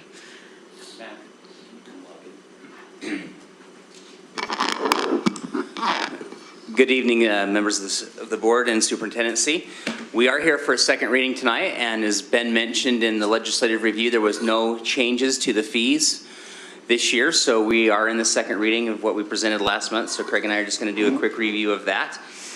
Just a reminder that we do have a district fee policy, which was included in your board agenda with you, and the purpose of this policy is to outline the district system for assessing fees, to provide for the annual notice of district fee schedule, and to establish appropriate fee waiver and refund policy. So that was included in with your package. So remember, we just have that policy, and nothing is changing that based on the current legislation. There's nothing changed in the legislation. So we just need to make you aware of that. And then we're just going to go through our fee schedules. We're going to go through the two items tonight. The first is the amendment for the 2022-23 fee schedule, and that was the one change we made to adding the CEO, the Creating Entrepreneurial Opportunities class, and that was the $1,000 fee. And as you recall from last month, that money is actually raised through fundraising. The kids do not pay an out-of-pocket expense for that. They raise that money, and that becomes the seed money for their entrepreneur activities. So that is just added to this year for that. And then that's all I have. So Craig's just going to present the proposed fees for the 2023-2024 fee schedule.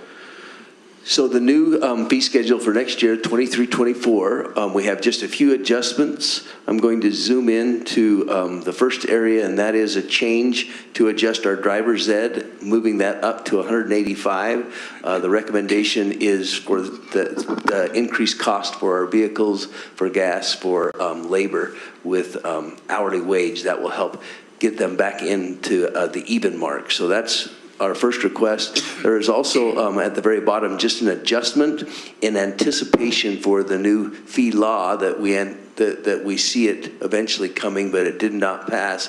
We wanted to move some of those general fees into the categories that they represent, and so this other admissions to off-campus events was moved from general fees into curricular course fees. And then also, again, that career and technical education CEO class with $1,000 of fundraised monies will be included in this year's or next year's fees, along with the school-sponsored admissions moved from general fees down to the bottom of co-curricular, extracurricular, which does include stomps, dances, graduation parties, school plays, and other admissions for off-campus events, and then school-level banquets. So again, those are just a move. As far as the junior high schedule, there are just those same adjustments, moving those general fees into the categories they represent. So our other admissions for on-campus, off-campus events during school hours, and then those things are also down at the bottom under co-curricular, extracurricular, for junior high dances, school plays, drama festival, and other admissions to off-campus events. And then we also have some of our non-waivable fees. The change there is to remove the class change charge, non-essential. None of our schools were using that, and you all felt, as well as us, that that was something that we no longer needed to include in our fees, so we will not charge students for that. And there were no other changes in elementary, so that is our changes for the fee schedule. All right, are there any questions? We talked about this. Yeah, I just wanted to reiterate that I feel like there is still some work to be done on this in terms of equity. And as I've talked with a lot of people about this last month, I've kind of come to the conclusion that what we can't do is, where we have inequitable spending and resource allocation, we can't bring these people down. We have to bring these people up. I don't have a solution of where we get this money, but I think that it's a really important conversation for us to have if we want to be a district that really provides equitable opportunities for our students. And I don't know, it would be interesting, I would be interested in knowing in future what we would need to bump down the priority list in order to get these students here when it comes to these activities that connect and get kids to school. This is what gets a kid in English class, right, is coming for this activity. And so I would be, and I think that it has a direct impact also on our competitive edge, as now we have school vouchers and we have open enrollment and charter schools. So I think that there's a bigger discussion to be had about this that I don't want to drop. And so I just wanted to reiterate that. I said it last month, but I wanted to say it again this month. I don't want to drop this. I think it's important. And I had one more thing to say, so you can comment. Do you want to comment on that? Because I have something else. Yeah, but I can wait. Okay. I also wanted to say that a couple of years ago, we put in there that we wanted our coaches to do a spend plan and communicate with their people about what they were spending the money on. And my perspective on that, as I've talked with other parents, is that what we've done is put it on the website. And I have this feeling that for the most part, our coaches 2 years ago made a very, very generalized spend plan, put it on the website, which, by the way, was real. I could not find, so I had to ask a principal where it was. Then that spend plan is so general and broad that I was like, that was not helpful to me at all. And I was looking for the $450 that I was spending on my son's fees. Where was that going? Because I was like, okay, a uniform and 2 pairs of socks, it's like $100. So what else is that $450 going to? And I wanted to know, but it was so broad and general, I couldn't find it. And when I asked, even my coaches didn't know about it. There was nothing discussed in our parent meeting. And in my mind, communication is not, we put it somewhere, so if you wanted it, it's there. Communication is knowledge that when I said something, you got it. That is communication. And I think sometimes we tend to, it's so hard for us to communicate. We have so many people to communicate with that this is a great example of how sometimes we just like put information out there and say, well, it's there if you want it. But we have to figure out how to make the connection, you know, and so I would really like to see more effort on this. Not that we have enough to do already, but our parents are putting some serious dough into these activities. And when I asked in my team meeting about this, I had all kinds of parents coming up to me and saying, thank you. And we crave it as parents. We crave that information of where our money is going. And so I just wanted to reiterate that. So just back on the equity piece, this is an interesting conversation because obviously we want kids to have the same opportunities, right?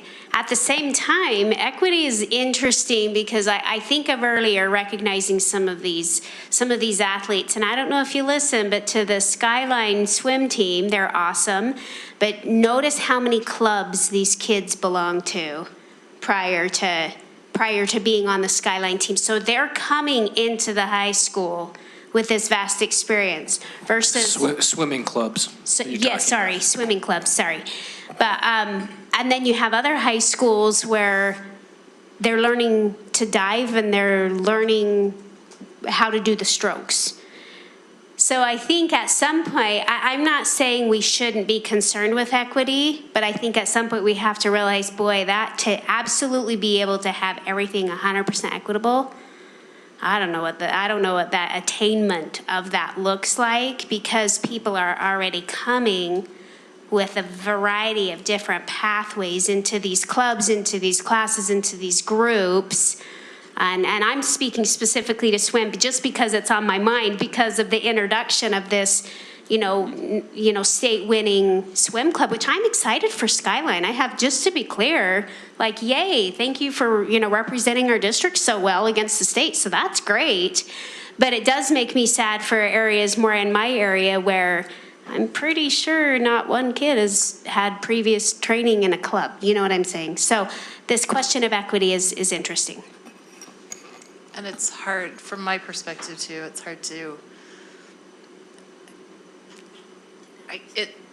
you bring up a good point. It's hard to make that equitable unless this happens statewide. Because as you say, unless we bring everybody up to that level, we're not going to be competing with. You're right, because we're competing against Canyon schools and we're competing against Salt Lake schools and Murray. Exactly. So it's really difficult. I wish everybody were on the same page and understanding the equity factor in that, and it's an interesting conversation to have. And I don't disagree with you, Julie. I don't know how we could solve that it's something we definitely should and could still look at, but that's a very difficult thing to solve. I'll just comment that I appreciate the shift in viewpoint from recognizing that we shouldn't be looking to bring kids down that have in order to give to those that don't have. So whatever discussions we have and solutions we come up with, I think we always need to keep that in mind, that we shouldn't be looking to take away opportunities from kids. Mm-hmm. We're looking instead to figure out how to give opportunities to those who need it. So I just wanted to say I appreciate that. That came from Mitch Nerd, and I'll give him credit for that. Well, I appreciate that it's true, we don't want to bring kids down, but I also do want to recognize that there are ways that you can still enjoy and do lots of things and don't have to spend this much, and you can still be successful here.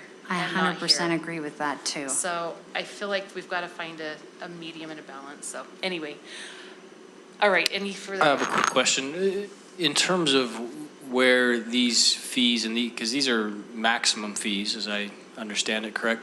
Where does that maximum fee meet with donations to a program? How do the two coexist, so to speak? So we might have a limit that a soccer team can only charge an athlete $200 per season.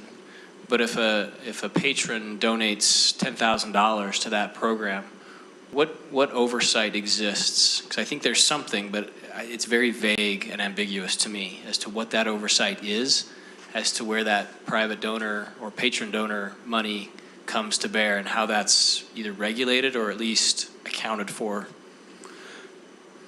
And the board has a policy as far as donations and then and minimum and maximums, whether or not it has to be board approved versus superintendent approved versus going right into the school. And then once they are appropriated according or accepted and then appropriated, at that point they need to be distributed equally as far as Title IX is concerned. So if there's an amount donated to, let's say, baseball, then we need to make sure that there's the equivalent that will go towards softball. So that's what we look at as far as ensuring that they go in, that they are appropriated accordingly. And where does that compliance effort take place exactly? Well, first of all, it starts, I guess, with you guys, you know, depending on the donation, but. And that's fair. I don't ever recall being asked to approve a donation. And maybe I have, and I don't recognize it. You approved the Taylorsville field last year. Okay, and that was a private donation. And that one specifically, for example, that was approved by the board, and it would satisfy or support both boys and girls sports, and so that was accepted and put into the field. If it was something that would have been donated to just the baseball, then we would have to look at, okay, we need to take that money and split that equally.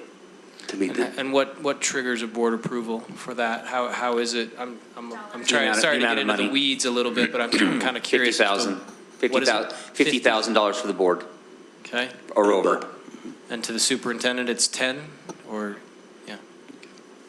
But Clark, I think the weeds are really important here because, so in my digging in the weeds, there's the fee, and then you can do a fundraiser. And so you can accept donations, but also you could have, say, softball that has a booster, which is now called an SSA.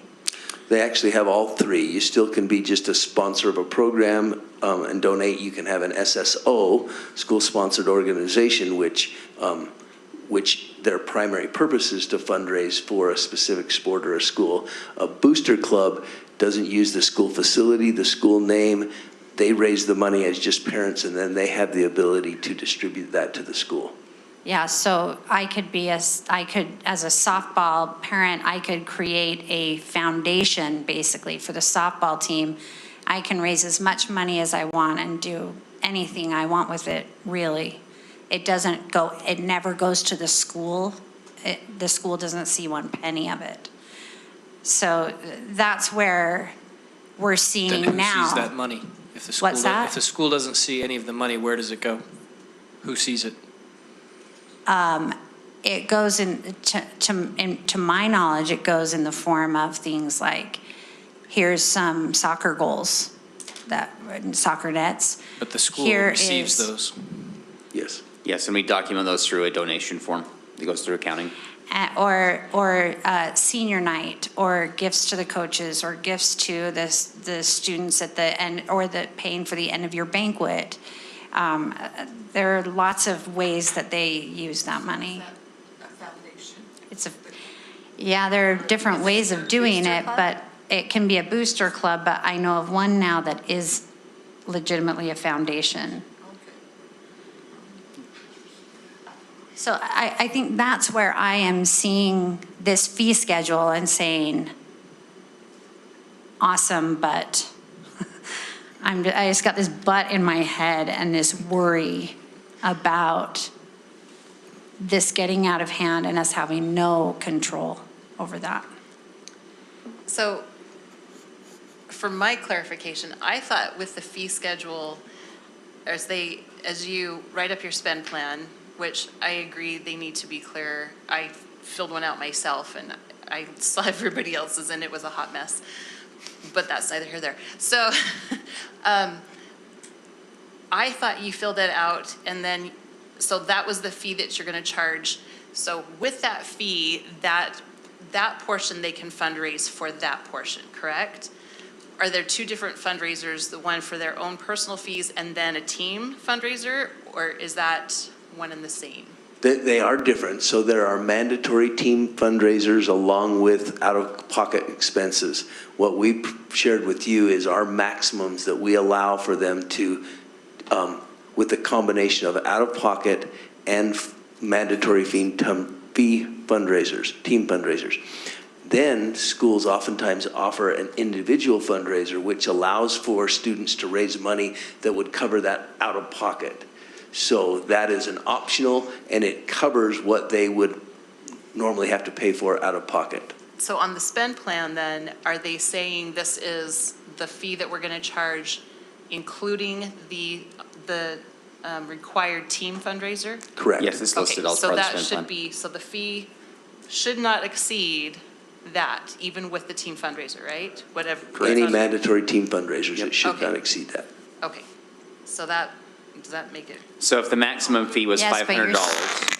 But I'm paying $450, but then I'm also being asked to do a fundraiser for my foundation. So, but a foundation is different, that's not your team. You're not being asked to do a fundraiser for your team. No, but I mean, my son is going to events and I'm being asked to be a part of that, and my son is receiving benefit from that foundation.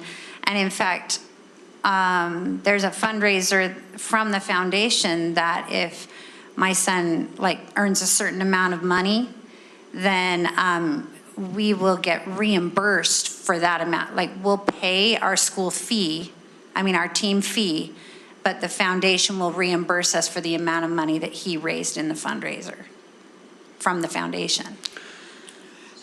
And how I wish that what you're saying is we wish all parents or a community outside of the school could come and help support. And that's where the inequity is some parents just can't do that. So the inequity isn't within the school, but within almost the surrounding, because it's difficult for parents to be able to contribute that type of thing. Even in our school, when baseball was big at Taylorsville, wow, they had all kinds of support and lots of money coming in. But as it faded away, it's been a lot harder for them to get that same amount of interest from the community. So I'll just use that opportunity, Connie. I appreciate you bringing that up because this kind of brings the discussion full circle, in my opinion, to what I've brought up in the past, which is, do we really want to be in a position where we're potentially denying a student an opportunity to participate in an extracurricular activity because of those constraints on the student fees? And I realize we live in a world of fund accounting, and we only have so many funds.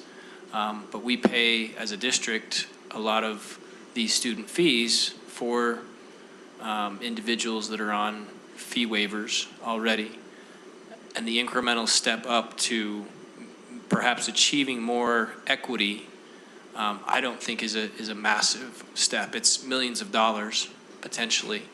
But it's something that I think we need to take a hard look at of where we prioritize the opportunities for our kids to have these equitable opportunities, if you will. So I've never been a great fan of this process of these fees. I realize a great deal of work goes into it. I think, frankly, that's an administrative burden that also could be avoided at a lot of different levels and at every LEA, for that matter, to take it broader than just our school district. But I think this speaks exactly to your issue of equity and how we provide better opportunities for our students to have a more well-rounded experience at all of our schools. And while I completely agree with what you're saying, Clark, and what I would like to know is, knowing that I feel like this is potentially a solution, what you're talking about doing, I'd like to know what we'd have to sacrifice in order to do it. And so I'm not necessarily saying, let's do this. I'm saying, I think it's important to have the conversation. All right, thank you. Thank you for the conversation and the comments. We do need to open this up for public comment. Is there anybody here who would like to come and comment about this? Anybody who's here for this purpose? Or not, and who wants to come and comment? All right. We'll close the public comment portion of this, and as this is a second reading, I will entertain a motion. I motion that we approve the amendment. So first we'll do the amendment to the first one, right? Amendment to the district fee schedule for the year 2022 to 23. Yeah, a second. All right, we have a motion and a second to approve as a second reading the fee schedule amendment for the 2022-2023 school year. Any further comments or questions? All right, all in favor, please say aye. Aye. Any opposed? I abstain. All right, Sonota Clark abstains. That is the first one on there. Second one? I'll move that we approve the second reading of the fee schedule for the 2023 to 2024 school year. Second? All right, we have a motion and a second to approve the fee schedule for the 2023-2024 school year. Are there any further comments or questions? All right, all in favor, please say aye. Aye. Any opposed? Abstain. Clark will abstain, so that's six approved and one abstain. All right, thank you. Thank you. Thanks, gentlemen. Thank you, guys. We're going to move on to the superintendent report. Thank you, Board President. I just want to bring a couple items of note and update to the board. First was just an item of celebration. We had the Excel winners, as many of you participated on. Just some feedback that I've already received about that is how much it's appreciated and how neat it is to have board members be able to participate when possible there. And so I know it means a lot to our educators to receive that support. And it was a fun day and a great bus ride for 6 hours. I'm still recovering from that bus ride. But we were well cared for and had a great day.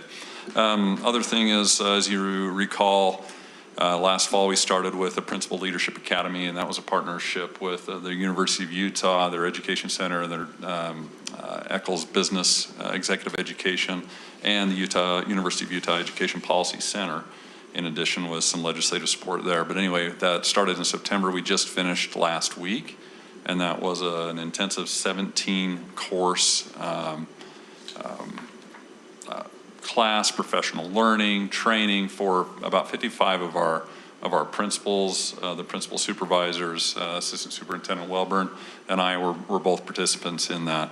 And just by way of a reminder, it had everything to do with negotiations, conflict management, leadership and talent development, school finance, resource allocation, data-informed decisions, improving student outcomes, leading for instructional transformation, ethics and professional behavior, strategic leadership, principles of high-performance teams, culture building, and leading change. So it was time well spent. The feedback we received from the principals was it was a value add in growing their capacity and the work that they're called upon to do as principals. It was the first cohort.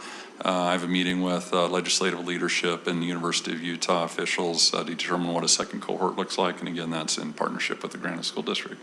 And so there's a tremendous interest as their capacity is growing in these spaces and these categories is to continue that good work and seeing what that impact and support is at the teacher and student level.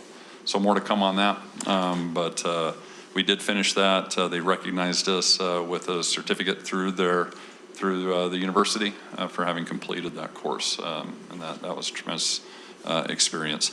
Following up on that, the legislative session is a very, very busy time, so I do site visits, as you recall, where I'm in the schools. I'm working with principals, going through their continual improvement plans. I've started those up again and thank you, Stacy, for mapping those out on the calendar. It's no small task. But I'll be again in all the schools between now and the end of the school year, identifying the progress that has been made this last year on the continual improvement plan. As you recall, they have goals, metrics associated with goals, and action steps that are tied to those goals that are germane to that effort.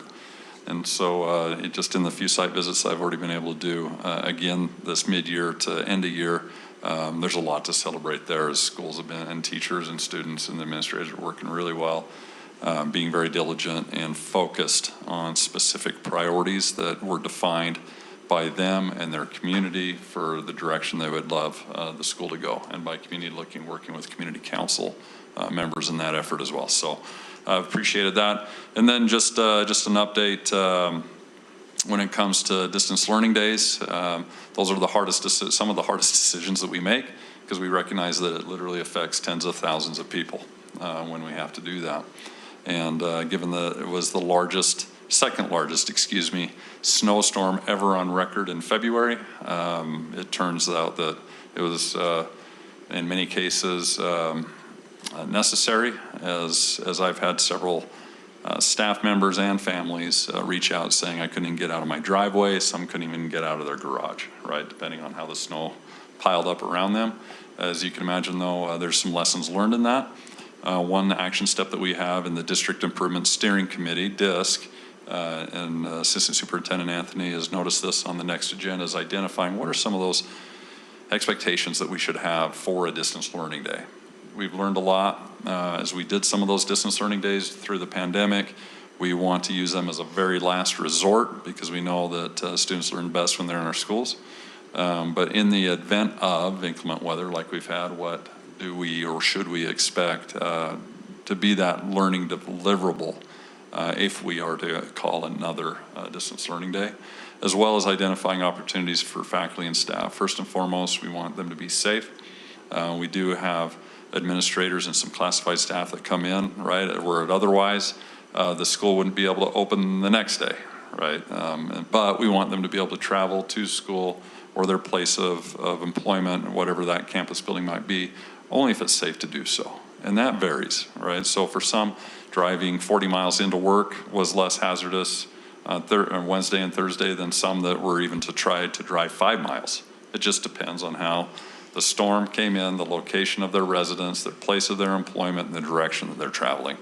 And so we want to be able to, I'm working on a general guidance document that we would be sharing with our employees that identify that, yes, we do want them to be safe, and to make those determinations with their supervisor as to what it looks like for maybe some work at home options.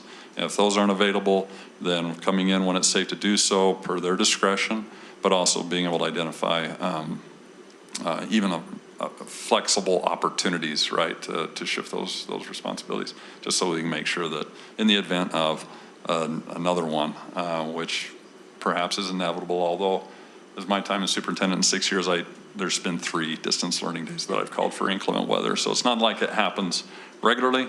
It is a last resort, but it does happen. We want to be prepared and better prepared for the next time that it comes.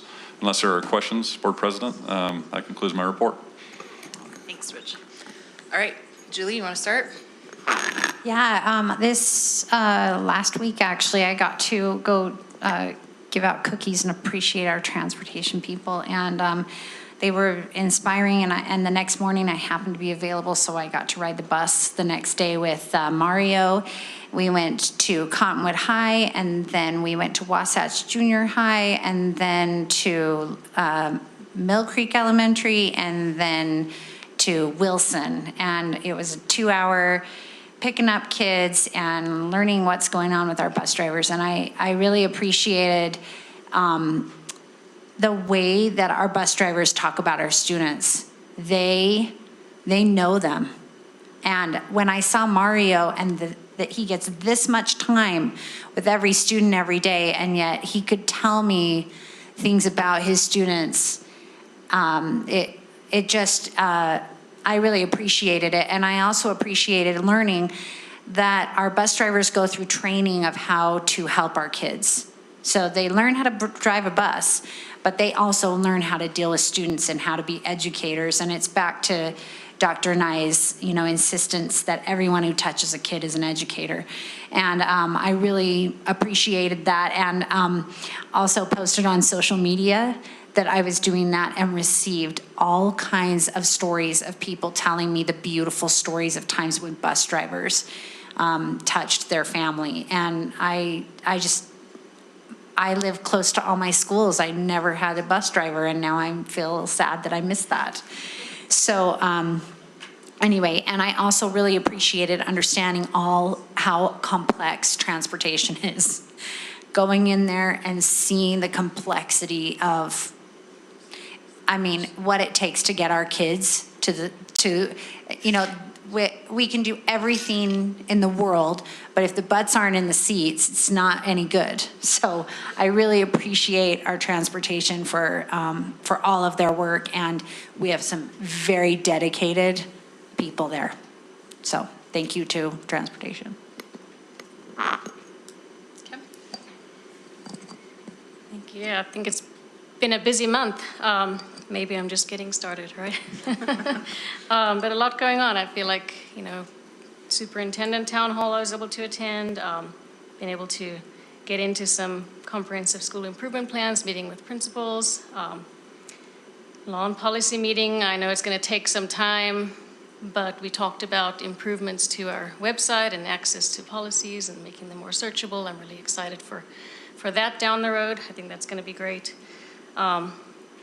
But one of the biggest things, and I don't want to talk too much about it because I'm sure others are going to share, it was just with the Excel Awards. I didn't get on the bus, but I was able to go to the schools in my precinct and be there to congratulate the teachers who were awarded.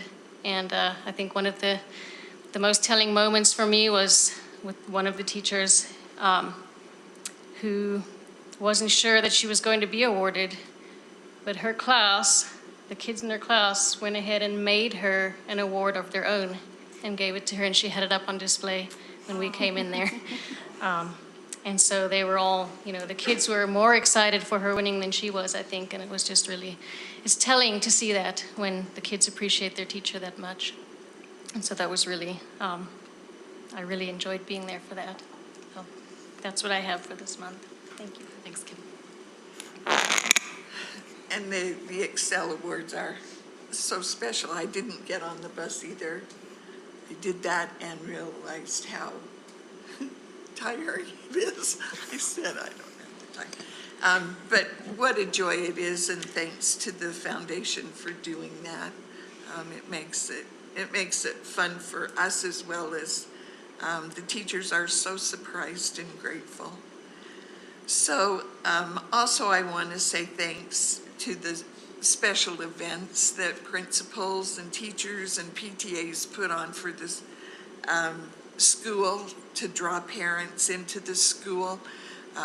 They're just fun, and it just makes a different day for the students, so I enjoy going when my schools invite me to some of their special events. That's nice. Transportation, it was fun to be there and hand out cookies and be to the bus. And yes, the bus drivers were grateful they didn't have to go drive on the snow day. Yes, and for the questions that were asked at the town hall meeting at Cypress was very informative. I was grateful for that and the answers and as Dr. Nye told us about the upcoming things and what the district's doing. I'm very pleased with that. So, thanks. Thanks, Connie.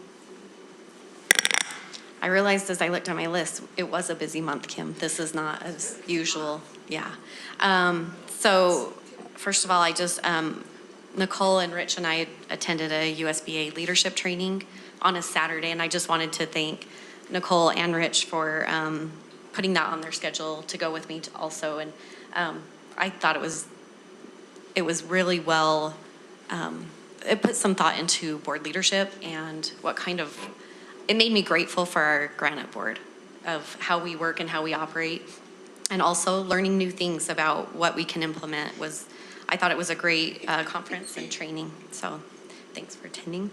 And then I forgot, I had like 4 or 5 school visits, but one of them, I haven't been to Silver Hills very often, but they had a literacy night, and they had the different classrooms. There was someone dressed up as a princess. They had Captain America in a classroom. They had the police officers and the fire department there. And as the students came in, they got a free book, and then they got pizza in the cafeteria, and then they got to go to these different classrooms, and teachers and volunteers were reading books to the students. And it was so well attended. And I'm just grateful. There was 4 different nights, literacy nights going on that same night I could have gone to in any of my schools. And I just appreciate all the work that goes into something that's after school for our families that brings in the whole family. I thought it was really well attended, and it was so great. And I went to Lake Ridge Elementary and got to do a dad's lunch there, but they open it to dads or grandpas or uncles or moms or grandmas, whoever wants to come and eat lunch with your student. And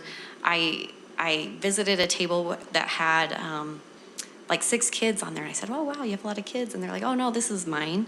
And this is my neighbor kid. And this is his friend. And it was so cute how they included that whole little group to eat with. And I just love to see that there's caring adults in all our communities that are looking out for lots of kids. And I just appreciate that so much. I attended a couple of community council meetings for Orchard and Hillside and learned some challenges they have going on there, but also how willing they are to work together to solve some problems and solutions. Then I attended the Lego League event. This was my first time going to Lego League, and it is like elementary, junior high rock star kids that are so excited about learning to code. And I went to the Robot Wars, and if you want to see like kids beaming and jumping up and down for each other about science and math, basically, like it's amazing and so much fun. And even the teams that didn't win, they just loved being there, and a lot of matching shirts, it was like sports team. It was so great to see, and how well Granite was participated in that, and how many different teams there was. It was great. And I just appreciate those teachers that take the time to do these extra events, and a lot of our STS employees, and it was great. Transportation department was great. That was so fun to go, and it's so early, and it's a sacrifice for me, just so you know, to get there that early, but it's worth it for them. It's worth it to see the transportation department, because those bus drivers are just, they come in smiling, and I'm like, I'm so tired. How are you this smiling and happy to be at work at 5:45? And anyway, it was wonderful to see them, but I'm also grateful for all the supports they have in that department. They're a really tight department, I've decided. They really look out for each other. They look out for our kids. They're fantastic. So thank you to transportation. Let's see. The Cypress Town Hall was great. I loved that we had the educator town hall and the community one the same night. That was helpful, I think, because we could kind of just be at the same place for a little while. And there was some great comments, questions brought up, and also just the concerns are different in each community. And so I'm grateful for Dr. Knight that he'll go in and do these town halls that really can maybe hopefully help us get a better grasp on what we can do as a board to support our teachers and staff, but also our parents. So the Excel Awards, I decided to ride the bus this year, and I learned a lot about our buses because our director of transportation drove the bus for us, and he had great information. They have cameras on the bus. They have a bus that goes to Cottonwood and use specifically because they play so many games that are far in our district, like Vernal, that they have Wi-Fi on that bus for those students so they can do their work on the way there and back. And just all the information about the safety, the new safety features on our buses. And I just love that he drove the bus. But more importantly, the Excel Awards to me are like, just what an amazing way to thank our teachers. And I love the idea that they're surprised. And you should hear the students in that room when that teacher is announced and comes in, or however they surprise them. But I was especially grateful that I personally knew 3 of the Excel Award winners. So it was very special for me to go, and I love them very much, and they know that. And so I just want to thank Granite Foundation for doing these awards and keeping the excitement in our schools that way. I love that they are so supportive. And I think that's all I have. Thank you. Thanks, Chris. Karen? All right, I always enjoy visiting the community councils because it's like a little sneak peek into how their schools are going, and it's a good mixture of administration, some faculty, and also parent input, which is so critical. And so it's been a joy. I've been to a lot of those. I have a lot scheduled coming up here in the next 2 weeks as well. At Kearns Junior, I found out that Kearns Junior girls volleyball is playing for the district title tomorrow at 3. So that's exciting, and that hasn't happened at that school for quite a while, and so I'm excited to learn about that.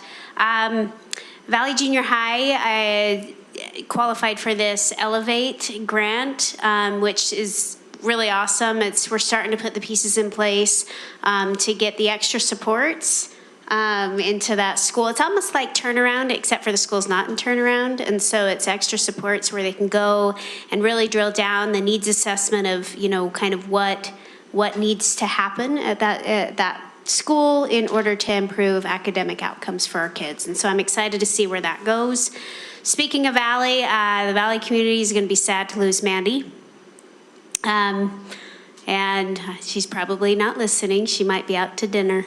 But I have mixed feelings voting for her to leave that school because this is 5 principals in 8 years at that school. And that's hard because our faculty, when faculty has the opportunity to build relationships with the administration and back and have that two-way street, then I think it is best for academic outcomes for kids. And so I would just ask administration, as they look for the placement of that, to consider longevity as part of the discussion and the decision making, because Valley deserves that. The community is feeling a little trounced on at this time, like they're the dumping ground and nobody wants to stay there very long, and so just speaking of Valley, I have some concerns and moving forward, because that's sure a lot of turnover at the top. We've already said a lot about Excel winners. That was fun to participate in. As I visited school, another thing I've noticed is the spring fundraisers. I walked into one school and they were counting coins from chocolate. Walked into another school and they're on the planning side of kicking off their fundraiser soon. So our PTAs are out working hard. And another thing that's really struck me this time is our secretaries. If you want to really know how a school's going, build a relationship with that front office secretary, because they know everything, I think. And so it's been fascinating as I visited schools, and for those secretaries I know and have that relationship with, I can tell how it's going in that school. So our secretaries, I think, really are the glue that holds a lot of it together. Communication is key in a school, and I think our secretaries play a big role in that. So just wanted to mention that, and that is all I have.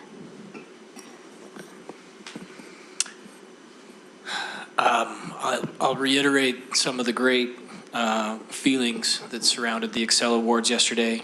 I'm sure many of you would be frankly shocked to hear that I'm not a very emotional person.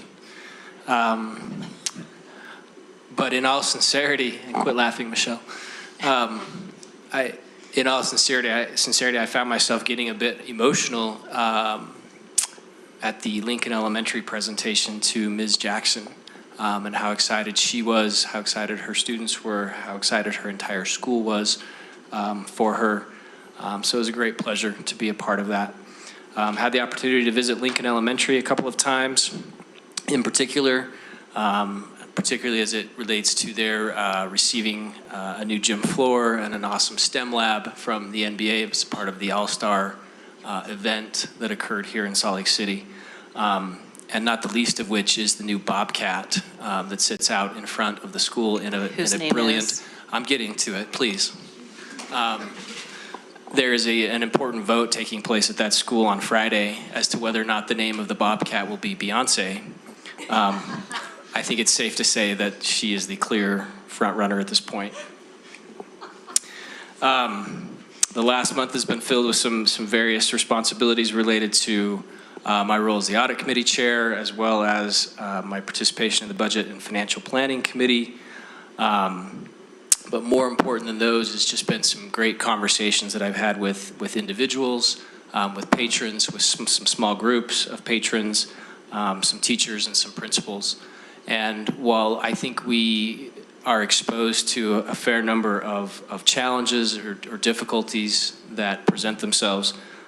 There's so many great things going on in our schools, and a lot of it has to do with, obviously, our great teachers and principals and staff members and the patrons themselves who contribute so much to making our schools a great place to be.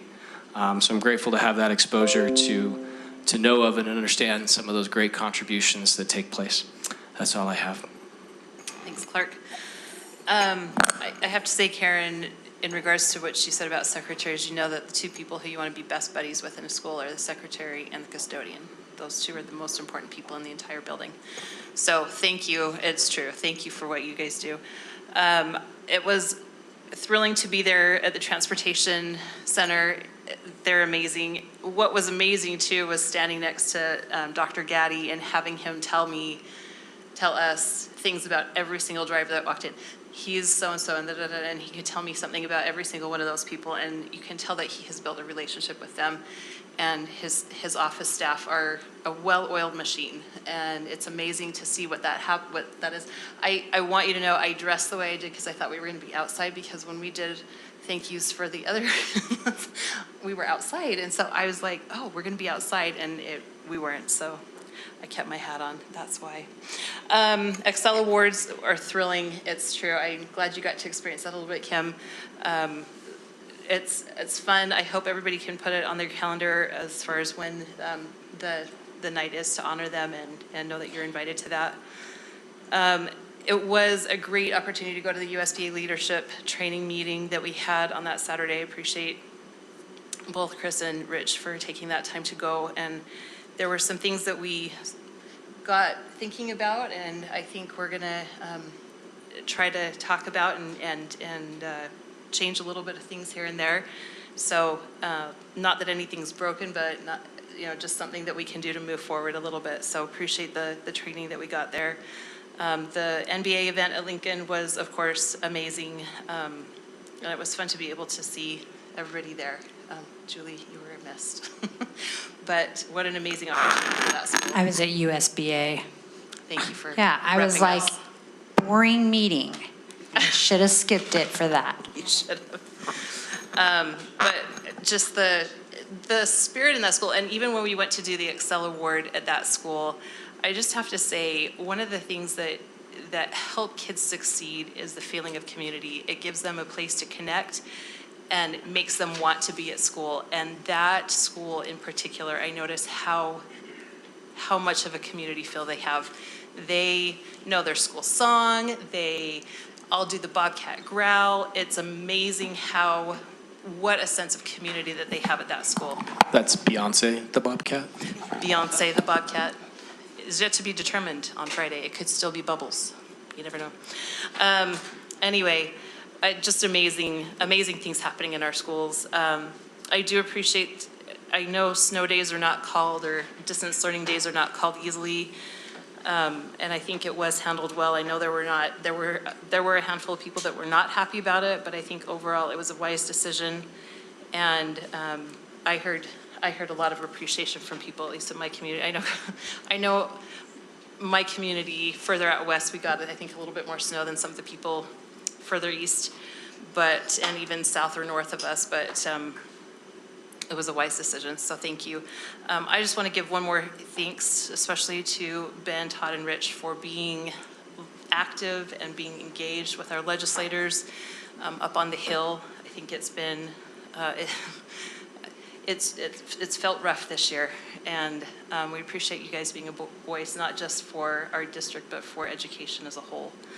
And what you guys have done to keep track of that and to help try to steer at least some of the stuff that's going on. So just want to say thank you, and I'm glad you get to go back and spend time with your families now. So with that, believe we are done, and I will entertain a motion. I motion we adjourn. I'll second it. All right, we have a motion and a second to adjourn. All in favor? Aye. All right. Thanks, everyone.